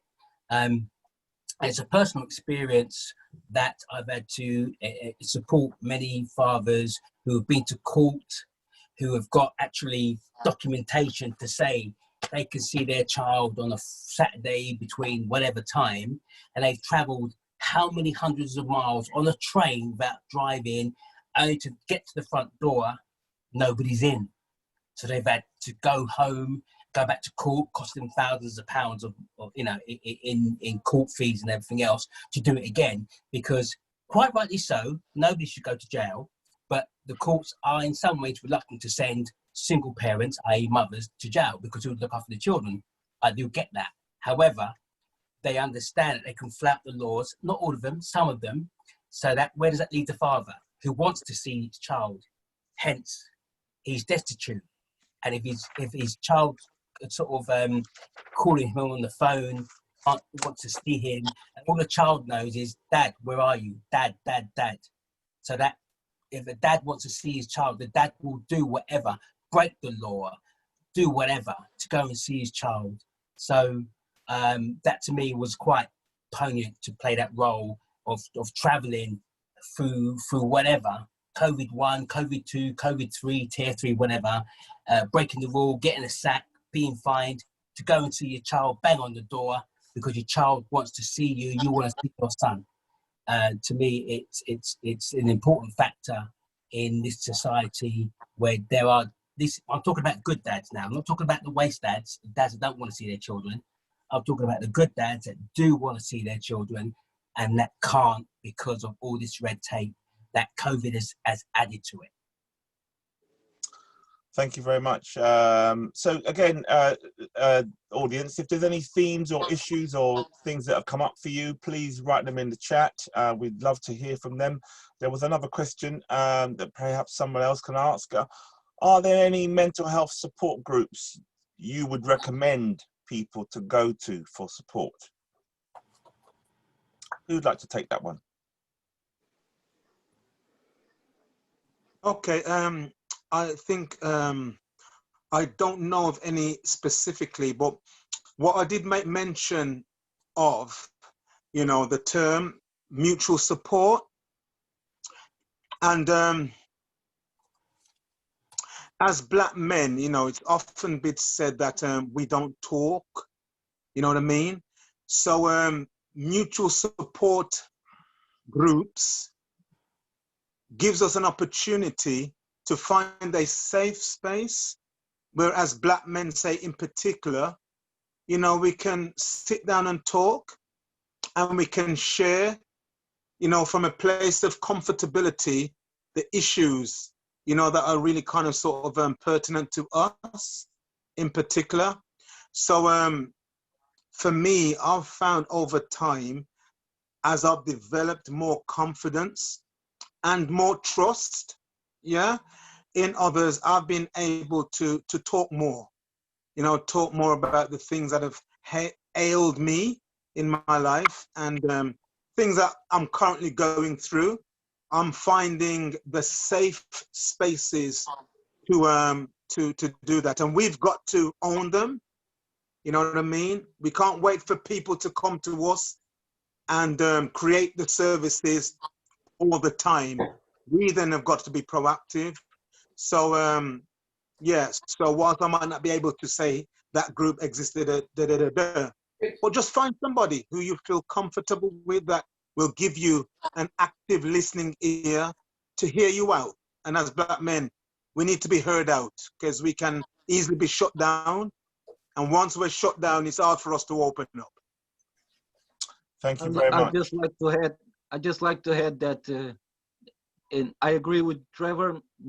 The acting, for instance, is a very good vehicle to put your stresses out, and especially as we all experience in our group that we can talk about anything, and we are all more than friends, brothers, so we can talk about anything, and we can help each other if need for. So find yourself a good group of friends or people that you can talk and get everything out of your chest, which is in turn will help your mental health. Thank you, Fernando. Sorry to cut you off, Tony. I just wanted to add my little 5 pence as well, because I think being bold in any scenario that you're in is a major factor as well. I mean, growing up, mental health is something that we don't have. Black people, we don't have mental health. That's unheard of. If someone is suffering from mental health issues or they've got a form of psychosis, they're already deemed as mad. Or if you're depressed, just drink two rum and you'll be all right. And that was the sort of attitude growing up in my household amongst my family. But at the same time, even though they came at me with the attitude, you know, you're just in a bad, drink some drink and go dance and check gal, you know, I still had to rely on my family and tell them that there was a deeper issue. There's an underlying issue actually going on, you know. And when I look at them, a lot of them are suffering as well. There's a lot of suffering from the older generation that wasn't spoken about and has not been addressed. And that's somehow passed its way on down to us. So if we start with the family and we start to make this a thing within the family where we're comfortable talking about mental health issues, and it's not a taboo subject, and it's an everyday subject that we can speak of normally, then I think it becomes easier for the next generation to speak of these things and tackle these issues as well. Because it is very taboo. It's still taboo within black families, and it's something that needs to be eradicated. Thank you. I'm just going to try and read through some of the text in the chat before it disappears. One of the things a couple of people were saying that Hazel was saying about to Will and Mr. Scared, that you're so right. Lack of information, lack of information seems to be a form of control. We need to do our own research and question everything. And then there's been a Suffer in Silence has been a website that's been put up if you want to know about support and help. There's that in the chat. Also, mind.org has been put up as well. And Hazel also continues to say, one of the running themes that was well demonstrated throughout was the fact that Kwame did not have anyone to talk to. LW says, thank you for such a wonderful performance. I think the scenario could have occurred even without COVID-19. It's a shame that the child access is under control of the maritime law, which needs to change. Do black men feel embarrassed to ask for help? Hazel goes on to say, we probably all need to do more when we are all well, so that there are places, organizations and activities available to us when we're not doing so well. Another question is, how has this drama group helped the actors? So maybe there's someone can answer that one. And just finally, powerful stuff, my brothers, to be open. It's such a sign of wisdom and trust. As a black man, I'm proud of you all. You're right, Junior. We need to get rid of the stigma around mental health. We all need to speak up. People need to not to be afraid of saying the wrong thing. Once you say something, at least you have opened the conversation. And there's been another mind and soul as a resource put in the chat. And then agreed, Junior, if we talk about it, we can work something out together to support each other, like physical health or mental health, depends on it. And then finally from San, my brother has obvious symptoms of mental health, but why is it men don't seem to want to seek help?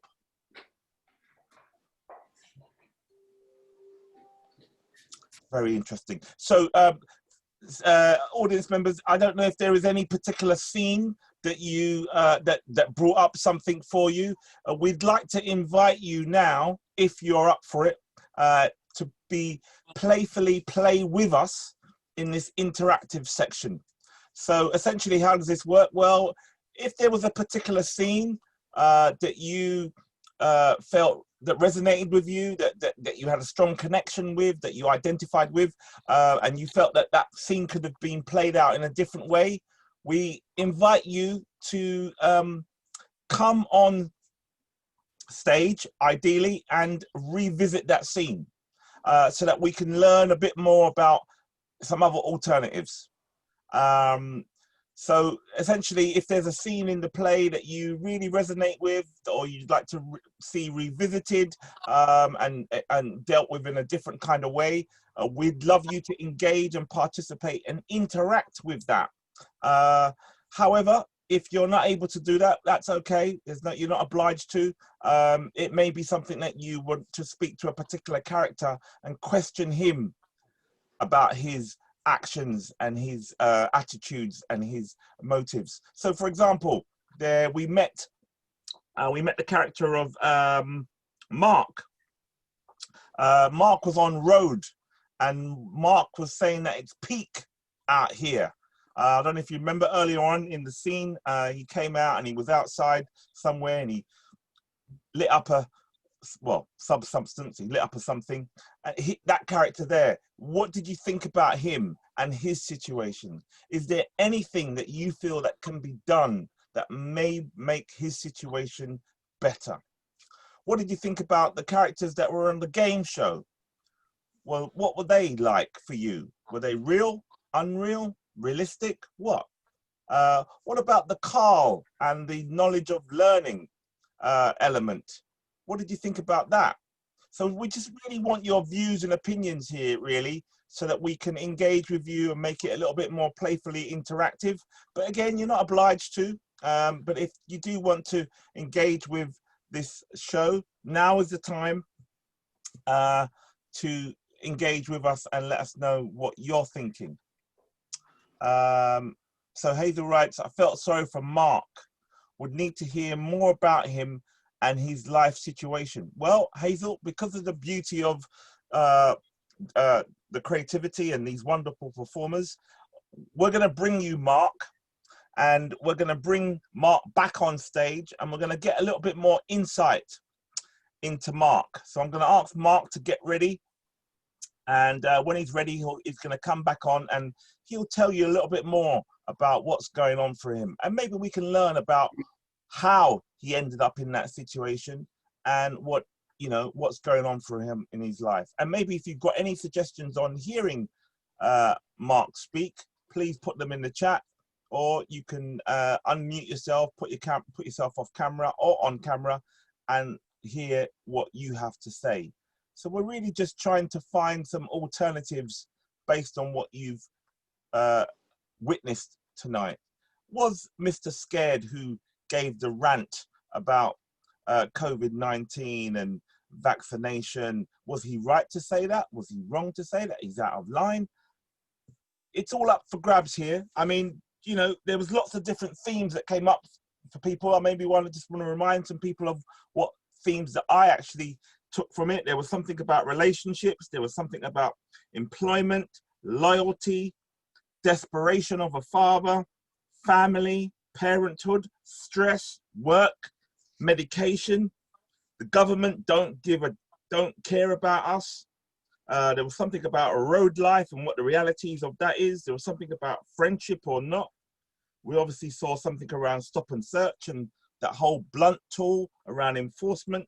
Or was that just a normal, proper, good way of doing policing, and it was one of the characters that should have changed their behavior? Whatever you want to say about that, we can. There's obviously the game show. There was something about the rewards of a game show. Someone ending up in prison. Was that right? Was that wrong? Is that the reality of where we're going in the year 20, whatever it may be? And what about this whole thing that that Carl and Fernando and Carlos was relating to about working in silos or working together in unity? Can the Black community really come together and make things happen and make changes for the better or even for the next generation? What does it take for us to stop working in silos, crabs in a barrel, and for us to all get together and work together? And what about this entrepreneur stuff that one of our characters was doing? Is that right? Is that wrong? Is that the way forward? Should we be creating our own businesses, or do we need to rely on somebody else? So these are just some of the things that came up in the show. The risk of dying. They say African people are 2, 3, 4, sometimes 5 times more likely to die than other counterparts when it comes to COVID-19.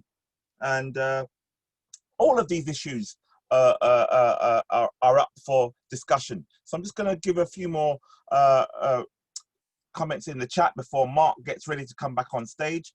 Has Mark got any support from family, friends, a youth worker who could support him to address what's going on for him, and work to get some support in sustainable education, employment and training, starting his own business, legal, by the way.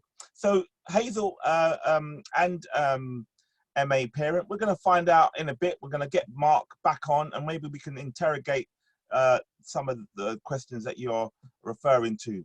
And there's another question from Hazel saying, I wonder how different Kwame's life would have been if he was self-employed and not in a government job. Well, maybe we can hear from Kwame, and let's hear what Kwame has to say about that. Would your life, Kwame, would have been different if you were self-employed and not in a government job? Kwame. Definitely so, because I would have been able to be more flexible and would have spent probably more time with my family, and maybe my relationship would not have broken down if I was not obligated to work under government guidelines and rules. Quality time with family is precious, but I suppose when you're working and you want a good life, nice house, you want to make sure that your family have everything they need, cars, all that kind of cosmetic stuff. But yeah, I think life would have been a lot different being self-employed, that I could have worked when I wanted to, spent more time with our son, and spent more time sort of building a relationship with my partner, as opposed to building them barriers that I'm not home because I'm working 15 hours, 17 hours, 20 hours. I literally came home to shower. So yeah, it definitely would have been different. It would have been different because I would have been able to guide myself rather than be guided by guidelines I did not agree with. However, I signed up to the government. So saying all that, thank you, Kwame. Another question is, would you have preferred to have a nice house or be with your son? I'm not even going to answer that question. Clearly, I would have. Listen, I would sleep in a tent to be with my son. The house is bricks and mortar, but when I suppose you see everybody else, your friends and your peers have Porsches, Lamborghinis, Range Rovers, lovely houses with all the kind of stuff, you want to keep up with the Joneses. But ultimately, to me, that's bricks and mortar. With your child, it's priceless. You You cannot, if you miss out on that time with your child growing up, you can't get that back. Everything else you can get back. You can get, so definitely, child, definitely with my child. Living in a tent, living, even if we were homeless, it doesn't matter. We're together, we're bonding, doesn't matter. Thank you very much, Kwame. So we're going to go back to our character Mark, who apparently is on road as we speak, and we're going to hear from him, and we're going to try to get more insight about what his situation is, who he is, how did he end up here, what's going on for him. And if you've got any questions that you'd like to ask Mark, please put them in the chat, or if you're up for being playful this evening, you can actually open your mic up and speak to him directly. And if you're even more brave, you could even play a scene with Mark to find out what's really going on. So let's hear from Mark and see what's going on. There is a question that opens up the scene, which is, Mark, if you could change one thing about your life, what would that be? So let's put it on speaker view and let's hear from over to Mark. This is what I feel about life. Even if it was one thing, I need more than one thing. Not only are people trying to mentally oppress me, they're trying to physically oppress me. This isn't a joke. Surviving out here, you can't just have one thing and wish on a dream. You need to have security to know that whatever I'm doing and however I'm doing it, I'm going to make it through, because one thing is never enough. That's how I feel about that. I can ask for more medication. I could ask for more help, you know, but will it ever be enough? Because the more help I get, the more stress I'm still receiving. If the system I'm working in and living in doesn't change, then what's the point in getting the help? Because you're putting a plaster over something when you should be stitching it up and stopping the bleeding. This is what I think about one thing. It never is one thing, you know, because one thing leads to another thing and leads to another thing. You know, it's like taking drugs and running away from yourself. The further you run away from yourself, the more you're going to need things to help you. This is what I think. There's no such thing as one thing. Thank you so much for your response there. I think when I said one thing, I probably meant one thing as a start. I think one thing would definitely lead on to other things, but would it be a start for you, do you think? To be honest with you right now, lady, out here, I can't take this one thing, because I start doing one thing, it lasts for 12 weeks or 8 weeks, put you on a course, put you here, put you there, but I'm still in the same position. Mentally, I feel like there's nowhere I can go. I'm being controlled and saying, well, here's this one thing you can do. Even if you can't do it or it doesn't actually help you, it's generalized, so everyone has to do it. Okay, I can't afford to be on the train like those people behind me. Oh, I walk everywhere.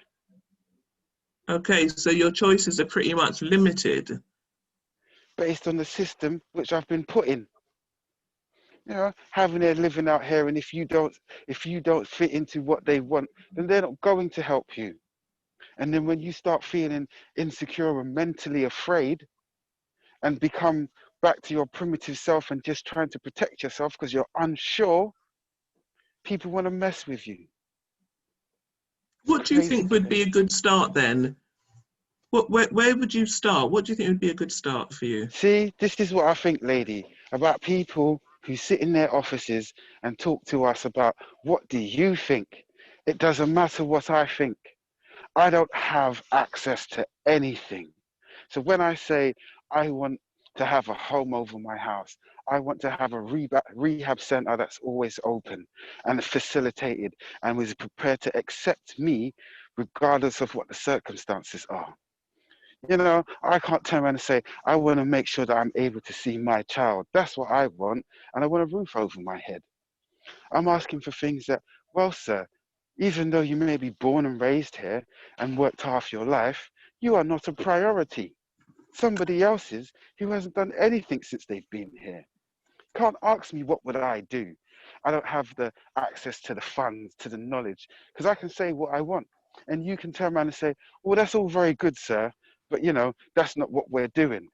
It comes back to saying, do I have a choice? I don't have a choice. So I as a person who's homeless, out here trying to get off the drugs, I feel like to myself, you're patronizing me, young lady. Because for me to tell you what I want doesn't mean I'm going to get it. Doesn't mean I'm going to get halfway to it. It means that you just know what I want. You know, and being over 35, it's like I've spent a lot of time of my life having people in offices ask me, what would you like?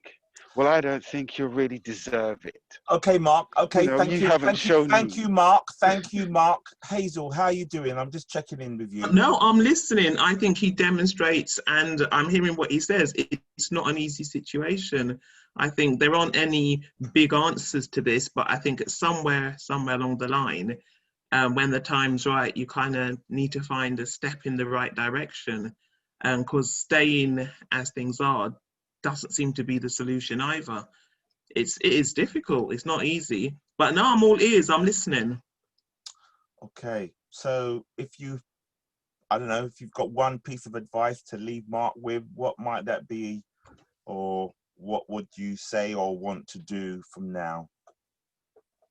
I think if I had one piece of advice, and I can only talk from my own experience, you just have to keep on. You just have to keep on trying. It's not an easy road. I don't think life is an easy road for anybody, but you keep knocking, knocking down doors. At some point, you're going to find what you want on the other side. So you kind of don't give up, but it's not going to be easy. It isn't easy. I can see that. Thank you, Hazel. Can we just, maybe unmute or just put in the reactions and give Hazel a round of applause for that? Because that wasn't easy, especially that character Mark. He's, it's not an easy guy to deal with. So thank you, Hazel, for, stepping up there. Really, really appreciate that. You're welcome. So if there's anybody else that might want to have a chat with one of the characters, that something came up for you in the scenes, just to kind of recap, there was obviously Kwame on his quest to get to Sunderland. There was obviously, we just learned from Mark, there was the stop and search that happened. There was the game show scene. There was the debate about who we are between those different kind of characters. I'm probably not doing a good job of this, but there was also the rant from the angry friend. Lots of different scenes that may have triggered stuff in you. We'd love to invite you to interact with the performers if you're up for it. We've just seen an example there, a wonderful example from Hazel there, how she tried to make a bridge with Mark. And it's as Hazel says, from Buju Banton, it's not an easy road. So let's hear from MA parent, youth worker practitioner. They say, Mark, it does not matter. I believe you have the right, if you have the right support worker, the right youth worker, they can support you to have your voice heard and help you work through the good times and the low times and help you become confident in achieving your ambitions. I hope you're hearing that, Mark. And obviously Charmaine writes, I was struck by how Kwame couldn't communicate with his father or his brother. A lot of anger and accusation involved. What were their expectations of each other? And how do those expectations relate to Black masculinity? Father, Kwame, do you want to answer that? Brother?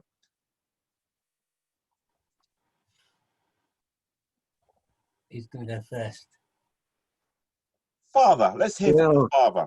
In the father situation, the father just think that Kwame doesn't visit his family, doesn't care about his mother, and because he just wants to play the big man, and that angers gets him angry, and then that ends why he's talking that way to Kwame, just accusations, and doesn't even let Kwame talk.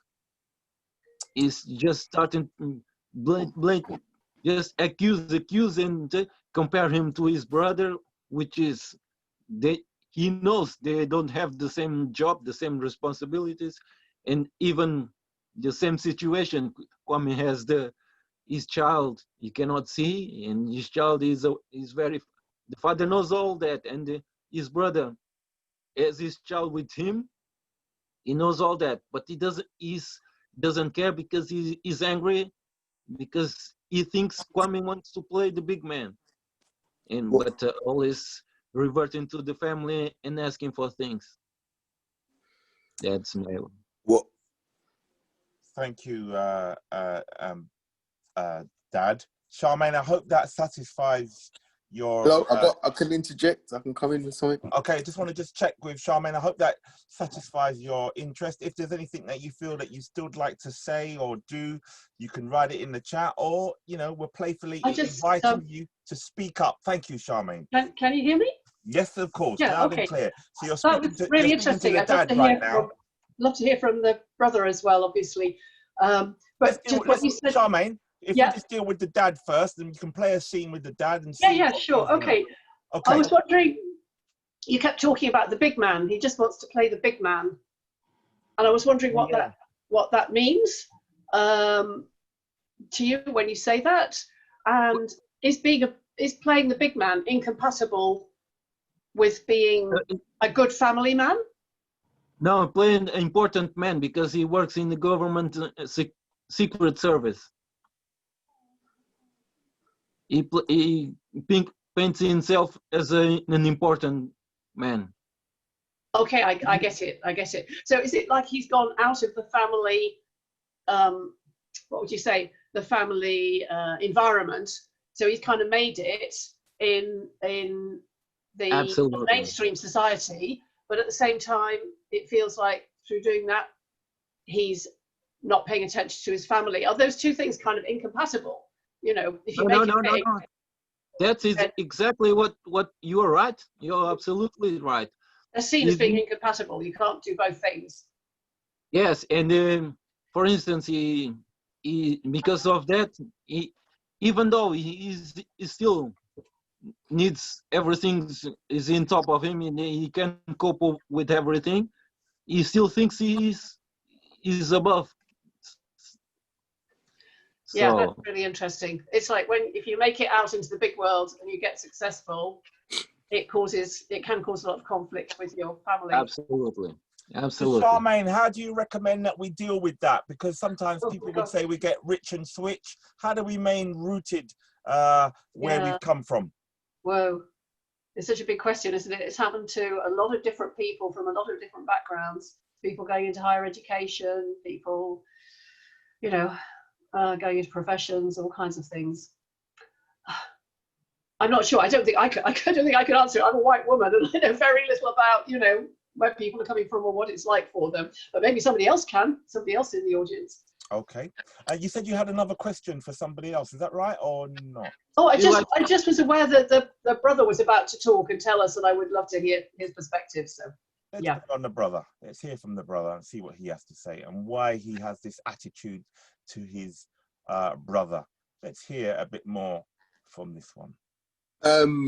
You've got two conflicting issues, and the primary thing was I'll go slightly to where we was talking about before, so it will work into where I'm going now. Basically, I'm just gonna let you know you are still in character. Yes. Right. Well, then the fact of the matter is my brother's he's working overtime. He's not communicating with his family, and as a result of that, what is happening is the frustrations, because of the lack of communications, it's building up a lot of frustration, and we're not aware of his actual issues or concerns or predicaments that he's actually in. So for him to then turn up and be like, oh, well, yeah, blasé about the whole matter, it's almost a disrespect because you don't realize what I'm feeling, what we're feeling, what stresses we're on. We're worrying about you, right? 1, we're worrying about the bills. 2, our mother's sick.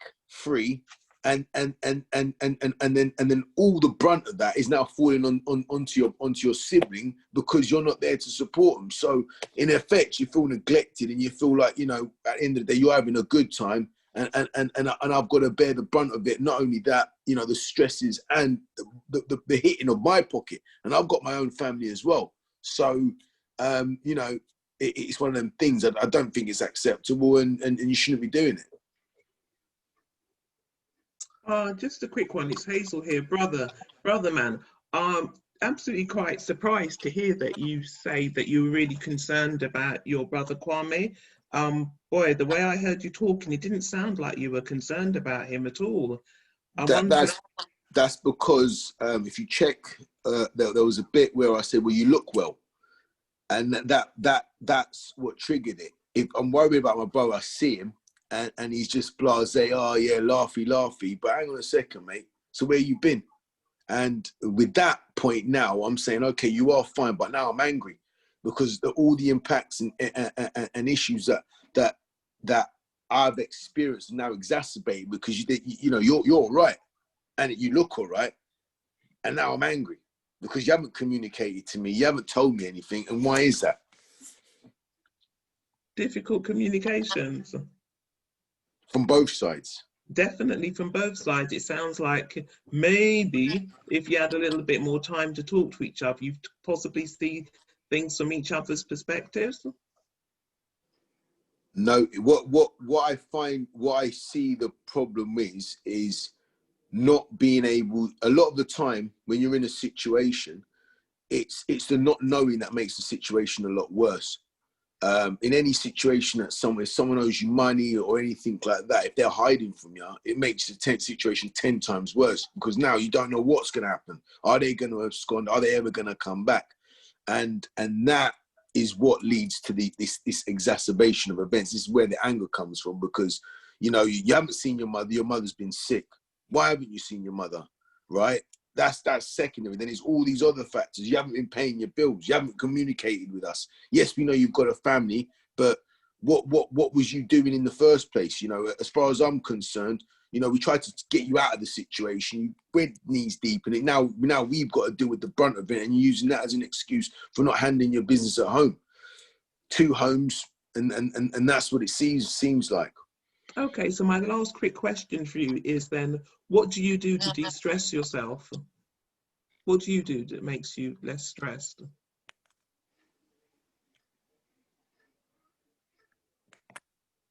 Read. What kind of things do you read? All types of stuff. I do a lot of ebooks. I read things from anger management all the way through to Genghis Khan. Okay. And so do you practice what you read then? Do you try and practice it? How do you use what you read then? It gives you different perspectives. Because I'll give you an example. You can read, I say, a book like Sun Tzu and The Art of War. You know, the art of going into a battle of minds with someone, understanding what their angle, their perspective, and then looking at how you can change the outcome of those events.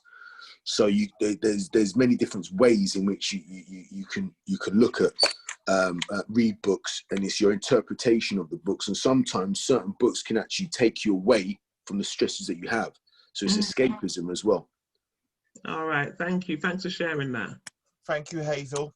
So again, we're kind of just running out of time. We just really want to encourage anybody who hasn't spoken yet to either say something in the chat about what's come up for you tonight, about the issues that have resonated with, or you connected with, or identified with, or if you really want to speak with one of the characters in the play, now is the time. Now is the time to either put it in the chat or speak with your camera off, or if you're really playful, you could even open up your camera and play a scene with any one of those characters.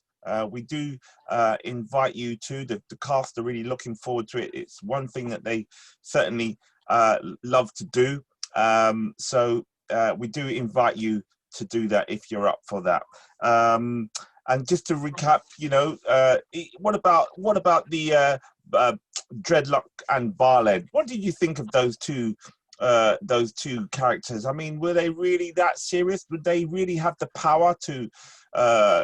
They were like gods in a way, you know. They had the power and control to go and look into Kwame's life and see what goes on and order things around. I mean, you know, what were they like? Were they realistic? You know, if you had to be one of them, which one would you be and why? Would you be Barled? Would you be Dreadlocks? And you know, that's just interesting. You know, the power that they had, the control that they had at any particular point to command and go into a particular area.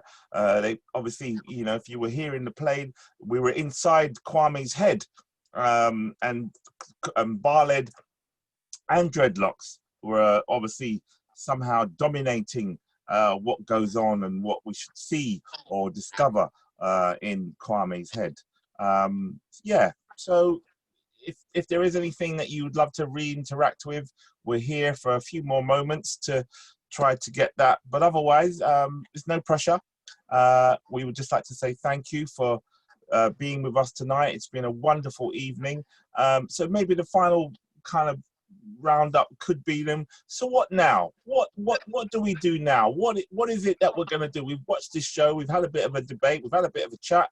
What happens next? You know, tomorrow we all go about our way. We all got to get up tomorrow morning and go about our business and people to see and places to go and things to do. But what happens about these issues? Do they still stay the same? Are we going to be talking about this time next year? Are we going to be talking about it in 5 years' time? What can we do? Is there anything that we can do to bring about some kind of change? One small thing that we could do to make some changes towards, is it campaigning? Is it to do knocking on an MP's door? Is it about joining a support group? What is it? What can we do to make the world a little bit more better so that the black man doesn't have to experience these things? If you can put anything in the chat as a recommendation or a suggestion, we highly recommend that. But what are we going to do now? What is the one call to action that you might make a pledge or commit to or recommend that we do? What is it? Share with us. Give us some insight. Anybody? I think stuff like this in general, it helps. It helps, you know, us being black men, talking about our situation, putting it out there to everyone to have a look. I think that's where it starts. Communication is a big thing. And the fact that we're communicating with it and releasing inhibitions and saying, you know what, there's not a problem, you know, I think that's a good thing. And, you know, praise is due to you guys and me being a part of this. I'm so happy to be a part of this. And I think it starts with stuff like this, people talking up about it, us talking to our families as well. I agree with what you said. You know, I think that a lot of people need to be aware of the be aware of the empathy that men possess, especially black men, in terms of what they would have endured and would have been expected to continue to endure from a multitude of different angles, whether it's via work or socially, and the kind of impact that that has on a day-to-day person, in just terms of spreading the word of, being more empathetic and understanding that not every person's action is because of a non-rational reasoning, you know, and there's the build up to situations which can lead people to be in certain circumstances where other people you may can have a consideration. I just say exercise consideration and empathy for black males. Thank you. I would like to say, if anything, that You know, we have this vicious cycle that we do onto our children, that does onto their children, and so forth. And I think it's about time we take that responsibility and break the cycle individually.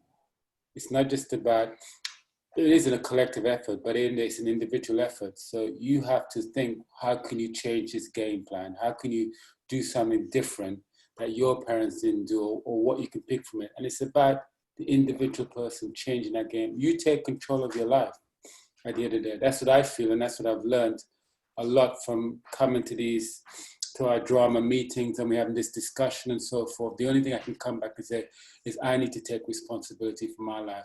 I need to take responsibility being a father, not just for my son, for my daughters as well, because daughters need fathers just as well as sons. So for me, it's about breaking that cycle, that perpetual cycle that seems to exist within the Black community. So that's why I stand on that. And that's from listening to the guys around me and listen to fellow men as well, because we know the answers, but what are we doing to make a difference? Thank you. I'm just going to read out a few more bits in the chat. So Hazel says, let's encourage enterprise and business in the Black community. Let's get a firm economic base. Money isn't everything, but it does help. And MA Parent says, for me as a parent and youth practitioner, it's all about providing our young people with a safe space to talk, explore, understand, and work towards goals to have a successful future, whatever that looks like to each other. Charmaine responds by saying, not making assumptions about people. Even the way you act when you walk past someone in the street can show empathy or exclusion. IT says we have to start with recognizing who we are, where we're from, and where we wish to go. The ancestors give us the power to cause change, but we have to move forward with the power that is within us all. And Hazel also responds by, well said, Charmaine there. And Kirk says, I believe knowledge is most important. We are not learning enough about ourselves and opportunities. We need to know how to produce, lead, and understand to make money. You need people, and you also need to give. And the more you give, the more you earn. And that is agreed by Hazel there, saying, MA Parent, you're right. So thank you, brothers and sisters, ladies and gentlemen, wherever you are in the world. We really appreciate you tuning in to Kwame and the Lockdown. If you want to join our group, we meet every Monday evening in Brixton from 6 p.m. till 9 p.m. And we do all things creative around mental health and well-being and the important issues and concerns that matter to Black men. And we would love to work with any other Black male that is over 21 and under 99 that wants to work with us. We'd be happy to have you come down on a Monday and join the gang. So I'm just going to leave it with the cast members to say a final few words to close us off. Each character can say their character and then say who they really are, and say just a few words to check us out for this evening. Who'd like to start, and then you can pass it on to somebody. I'll start. I am Fernando Oliveira. Good evening. I'm the dad. I was the dad, and I've been with this group, wonderful group, for I don't know, 6 weeks. We've done two performances, and it's wonderful. Come on and join. We are waiting for you. Peace. Hi guys. Bye. My name is Lloyd, and I was the game show host. I've been with the drama group now for about a year. Yeah, almost a year. And something I really enjoy. I work in the mental health industry as an occupational therapist assistant. So I have some first-hand experience of men in psychiatric hospitals and some of the effects. And I thank you for viewing the show. I hand it over to Kwame, aka Keith. Yeah, good evening. I joined the group in February. I've been doing a lot of drama workshops for many years, and when I saw the advert about joining this drama production to do with mental health, depression, and suicide, it touched me because I say unfortunately, I've had suicide deaths in the family, and it's something you want to talk about, but we should talk about it because it's happened to my family, and it's very, very painful. And if I can speak out so that it doesn't happen to anybody else, I will do so.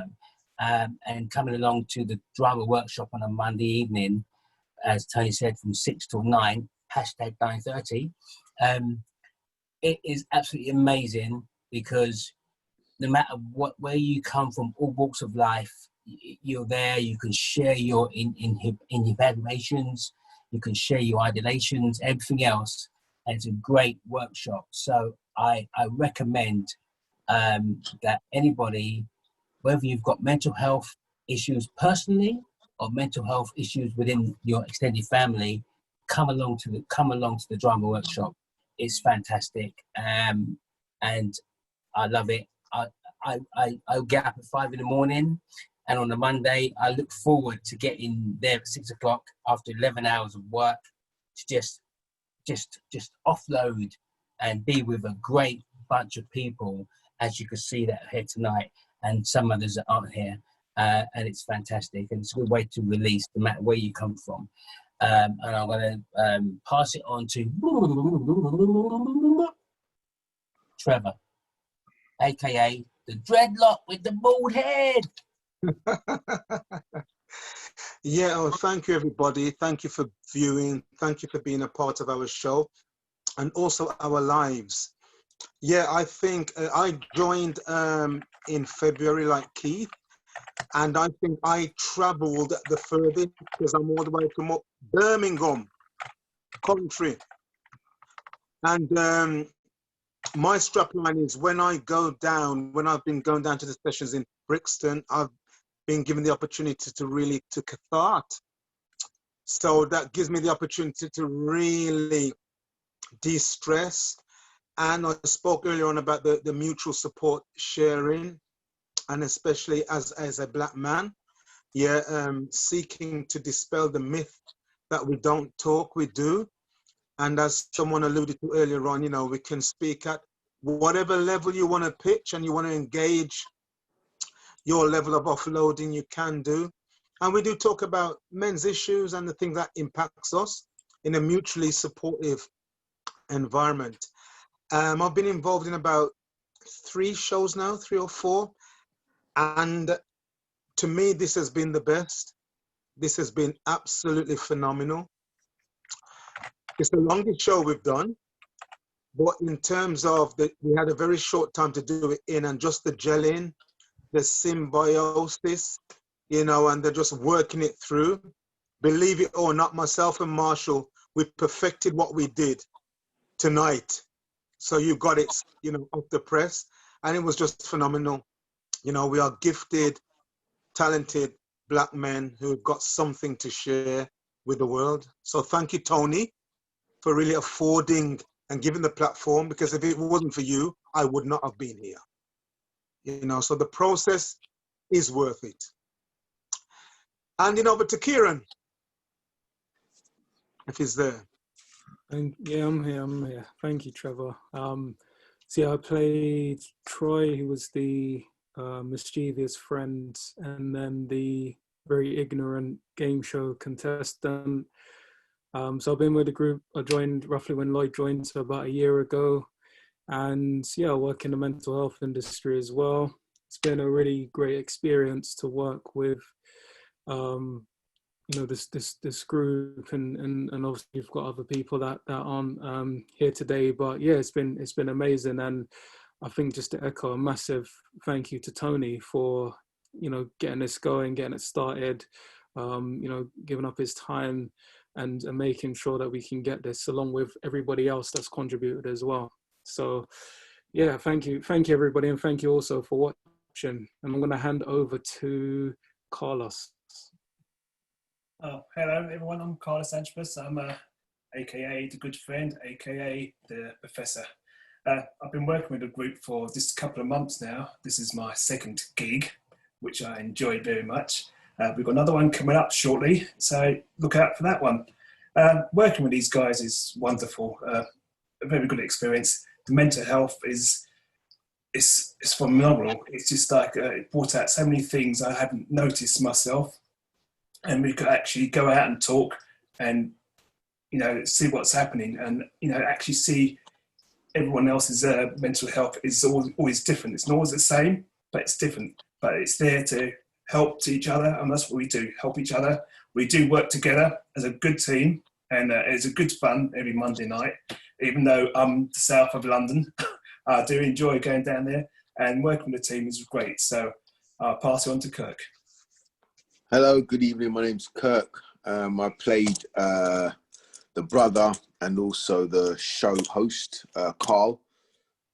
Yeah, I think it's a great concept. I like, the team always here to support and, be part of the team. It helps you on the stressful days as well. So, and it's part of giving back. We all help each other move and strive forward. And I think, there's been instances where some people come down, we have the communication, even the roles and the performances and the exercises that Tony puts forward. They take your mind away from, everyday life, and it helps you relax, and it's helped us all tremendously. I think everybody's given a certain aspect of themselves, which has created better understanding within the group.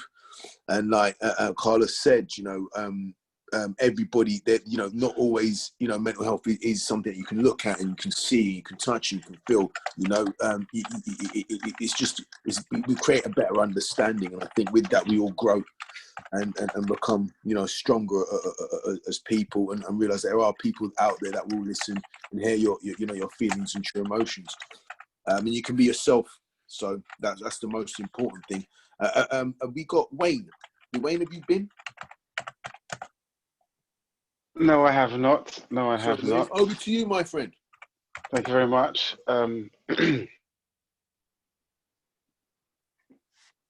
Hello, my name is Wayne. I was Mark, the on-road man, and I was also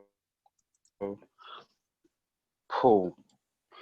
In terms of the drama group, I'd like to say that we don't really have facilitates for most. You can go in there, you can, as everyone said, people understand and acknowledge that mental health comes in different aspects, and through what we do, we will manifest plays and try to resolve issues within ourselves, and also expose people who have not taken the time out to even acknowledge yet. When they're dealing with black males, they'll be able to take a different aspect or a different approach when dealing with certain issues, maybe when it comes to the tonage or the way you're speaking, because you may be trying to convey a message, but realize that the way you're coming across may be sounding too familiar to something that they've heard before, which then disrupts any further movement in your process. So I'd say it's a great thing to come down if you're available.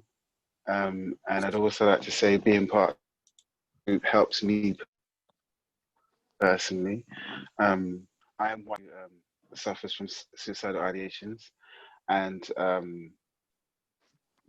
depression, and I find that this group is a good outlet in terms of expressing myself, doing an art form that helps you in a way and also conveys a message and makes people more aware that you know, mental health goes everywhere, comes from everywhere. You can't hide from it. You know, you could be pink and have one toe and have green eyes and purple hair. It could still get you. And I think it's good that we explore that. And I think it's great that people enjoy it, because it's not something which you can say you've watched or has something that's been running for a long time. So I'd say look out for the new stuff that we're going to do. Tell a friend to tell a friend, and hopefully encourage young black males all around you to achieve. Keep watching and listening. And I pass it on to Tony. Okay, thank you very much. Is everyone gone? Does anybody still need to go? Yeah. Junior.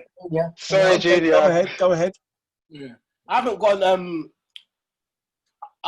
I've been a part of the group for about a month now, and for me, it was very therapeutic finding this group, because I found myself in a position in my life where I was at a crossroad, because I left my job for 15 years. I didn't know where I was going, and I saw this drama group advertised online, and they were tackling mental health.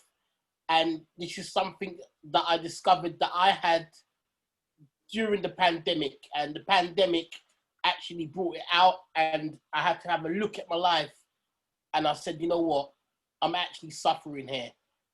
Now that tying in with doing drama, having done drama all my life, from performing arts school to drama school, that's something I can relate to, and it was something I wanted to be a part of. And I'm so happy that I'm here, and we're doing it for a worthy cause. It's not, oh, we want to go out and be famous and we want to be known. This is actually helping our community. What we're doing is helping people talk up, be comfortable with speaking up, helping each other while we're doing it as well. So the cause is worthwhile, and I'm happy to be a part of it. Thank you. Well said. Well said. Has everyone spoken?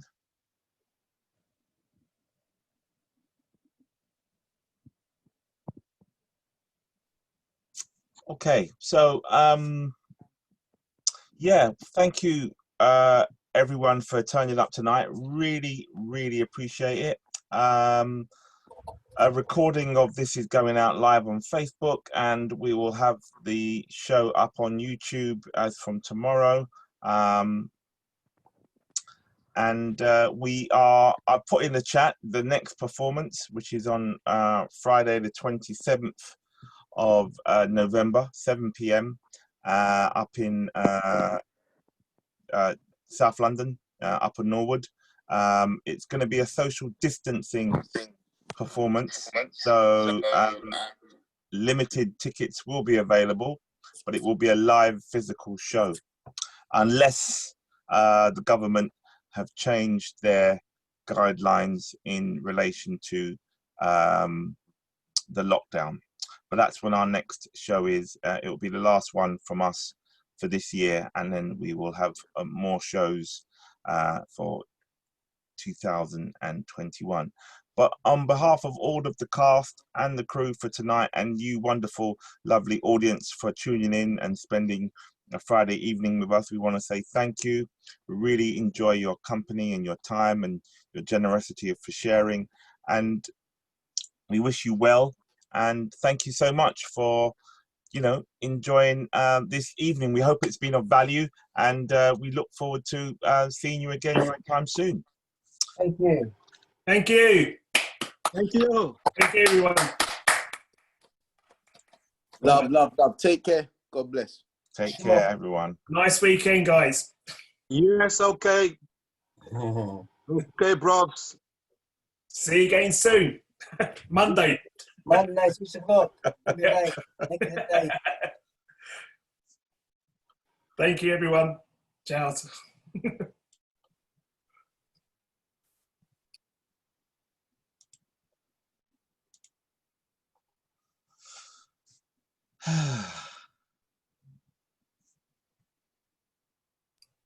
Is that it? Everyone's gone there, yeah, I believe. Pretty much. Everyone's going, Sophie? gone.